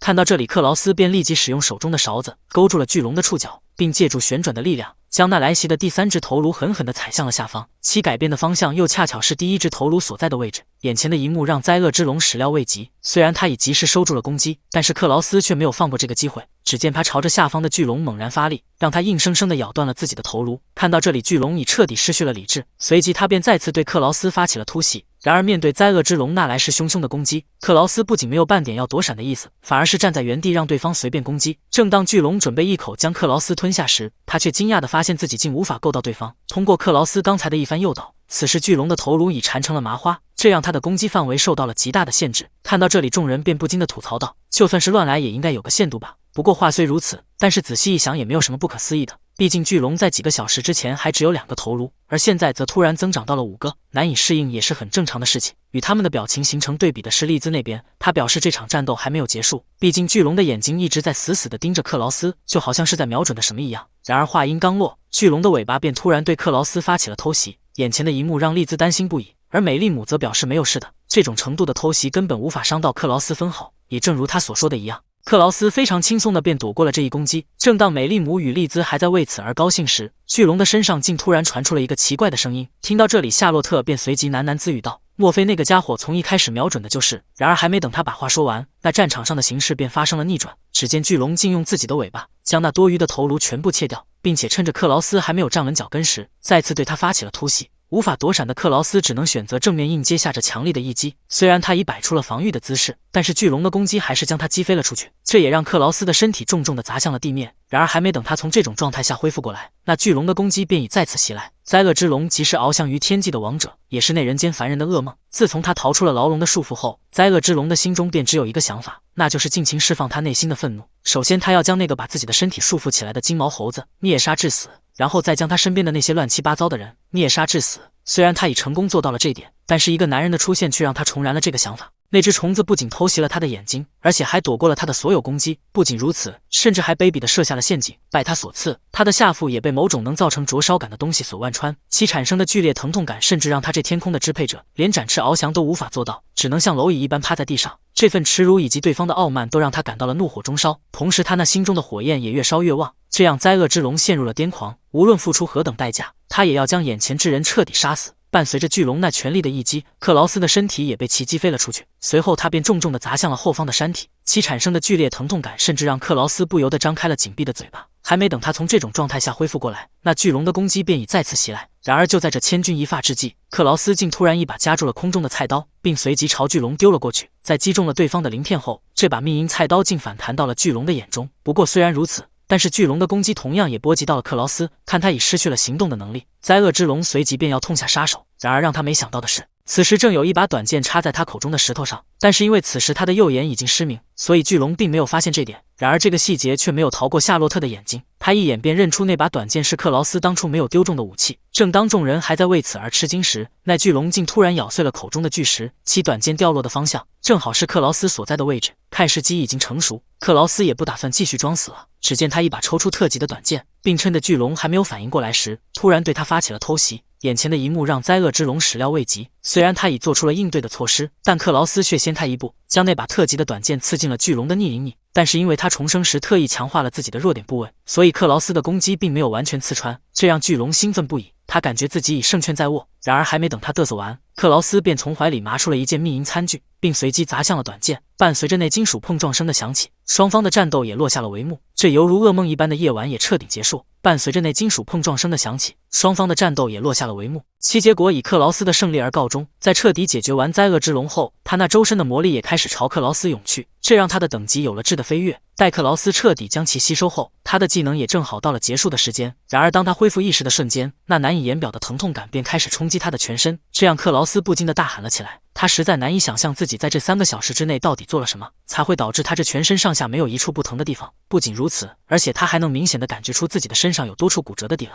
正当克劳斯还在为此而费解时，那灾厄之龙的遗体突然映入了他的眼帘，这让克劳斯心里瞬间舒服了不少。毕竟他可是打倒了巨龙。想到这里，克劳斯便不禁地大声喊道：“义妹，我成功了！”然而话音刚落，丽兹的声音便传入了他的耳中。只见此时义妹竟通过夏洛特的传送门来到了他的上方。看到这里，克劳斯只能赶紧起身将其接住。虽然丽兹的确是安全着陆了，但是他下方的克劳斯却因此而受到了2次伤害，这差点将他直接带走。不过话虽如此，但是克劳斯并不后悔刚才的举动，因为面对担心自己而飞奔过来的义妹，他根本没有不接的道理。在一段寒暄后，克劳斯便表示都是因为自己太没用了，所以才会一直让义妹担心，而得到的答复却是根本没有这么回事，因为你可是世界第1的帅气哥哥。听到这里，克劳斯那是直接就飘了起来。然而还没等他嘚瑟完，他的头顶便传来了2个熟悉的声音。眼前的一幕让克劳斯想死的心都有了。不过话虽如此，但是对于努力帮助过自己的同伴，他根本没有不接的道理。就这样，伴随着一声惨叫，克劳斯也随即口吐白沫了起来。就在众人还在为此而相互吐槽时，那山坡上竟突然出现了一个人影。在观察完周围的环境后，提艾拉便不禁地说道：“还真是一如既往的乱来。”在说完这句话后，他便开始联系起了工会总部，并将巨龙陨落的消息发送了过去。然而得到的回复却是克劳斯有没有事。关于这点，提艾拉表示那个家伙当然没事了。听到这里，对方便不禁地说道：“既然如此的话，那么现在应该称呼他为龙之讨伐者了。”看样边境之城诞生了一个新的英雄。